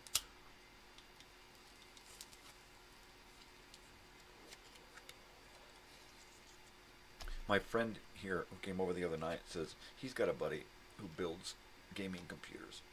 And I'm like, dude, hook me up, because all I need is something old. An old retired gaming computer that's been rebooted and is super fast for its time and has a lot of memory upgraded, you know. That's what I need. I need like a Windows 10 or 11, nothing fancy, but it's got to have a shitload of memory and a decent processor, sound, and video cards. That's it. Nothing fancy. I don't need to play video games. I don't need to have hyper-realism poking at me from animation. It just has to be able to save and process and video edit at a good speed and be able to save a lot of stuff. and have a lot of USBs and HDMI's and stuff for plugging in more external hard drives and hubs and all kinds of shit. Yeah, baby. You know, it don't take much to do video editing. You know, if you're going to do super heavy, you know, hours and hours of video editing and stuff, yeah, you can really chew up a lot of processor and memory. But I'm just doing little 1 hour videos. You know, most of the videos that I make are 30 minutes long. The longest stuff I've made is like a Grateful Dead audio video with visual effects. That's the longest stuff that I've made, you know, over 2.5 hours long. But it's not original. It's not original content. You know, just borrowed content, spruced up for the entertainment of others. Well, I can't believe that it's getting nigh on to 8 o'clock here, and it's just about time to bogey on out of here. Yeah, I got a few things I need to do today. This is for this, and I need to do jury duty stuff outside. I need to take a nap, and a shower, and then go to a show. There you go. At some point, I'm going to try to start uploading. If I can put together some videos to upload, then I'm going to do that. It's quite possible that I already have old-time radio shows ready to go. I might have 5, 7 shows ready to go. I've got to create the Dimension X. Those are a day's worth of work. Doing the educational films, 5 of those, half a day, a morning. So I'm hoping I can knock most of this stuff out in one day. Uploading is different because I'm only allowed a certain amount per day. But if I stretch it out, upload one that takes a couple of hours, and then create one that takes a couple of hours, and then upload it, and it takes a couple of hours, I can usually get them all loaded up throughout the day, and then punch a bunch out before I go to bed. Yeah. Well, we started the show early today, so we might as well end the show early. I gotta take a whiz, so I'm gonna go ahead and roll my end credits and let you all know how much I appreciate you. 171 subscribers. That's classic. I love it.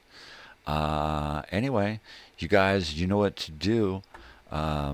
Be kind to each other. Spread peace and love, not bullshit. Most especially if you're going to do something for yourself, do something for somebody else, right? All right, people. You know what it means. Stay weird, because if you ain't weird, ain't nobody going to do it for you. All right, people, I will be back Monday morning, and we'll talk about Los Tigres del Norte. Have a great weekend. Love you all. Thank you, donors, for the reunion stuff, and I will talk to you later. Love you. Adios. Bye now.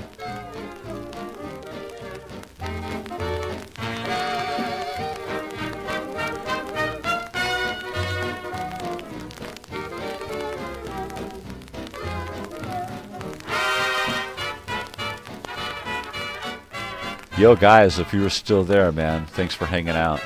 Later, dudes. Have a good weekend. Yeah, jackwad.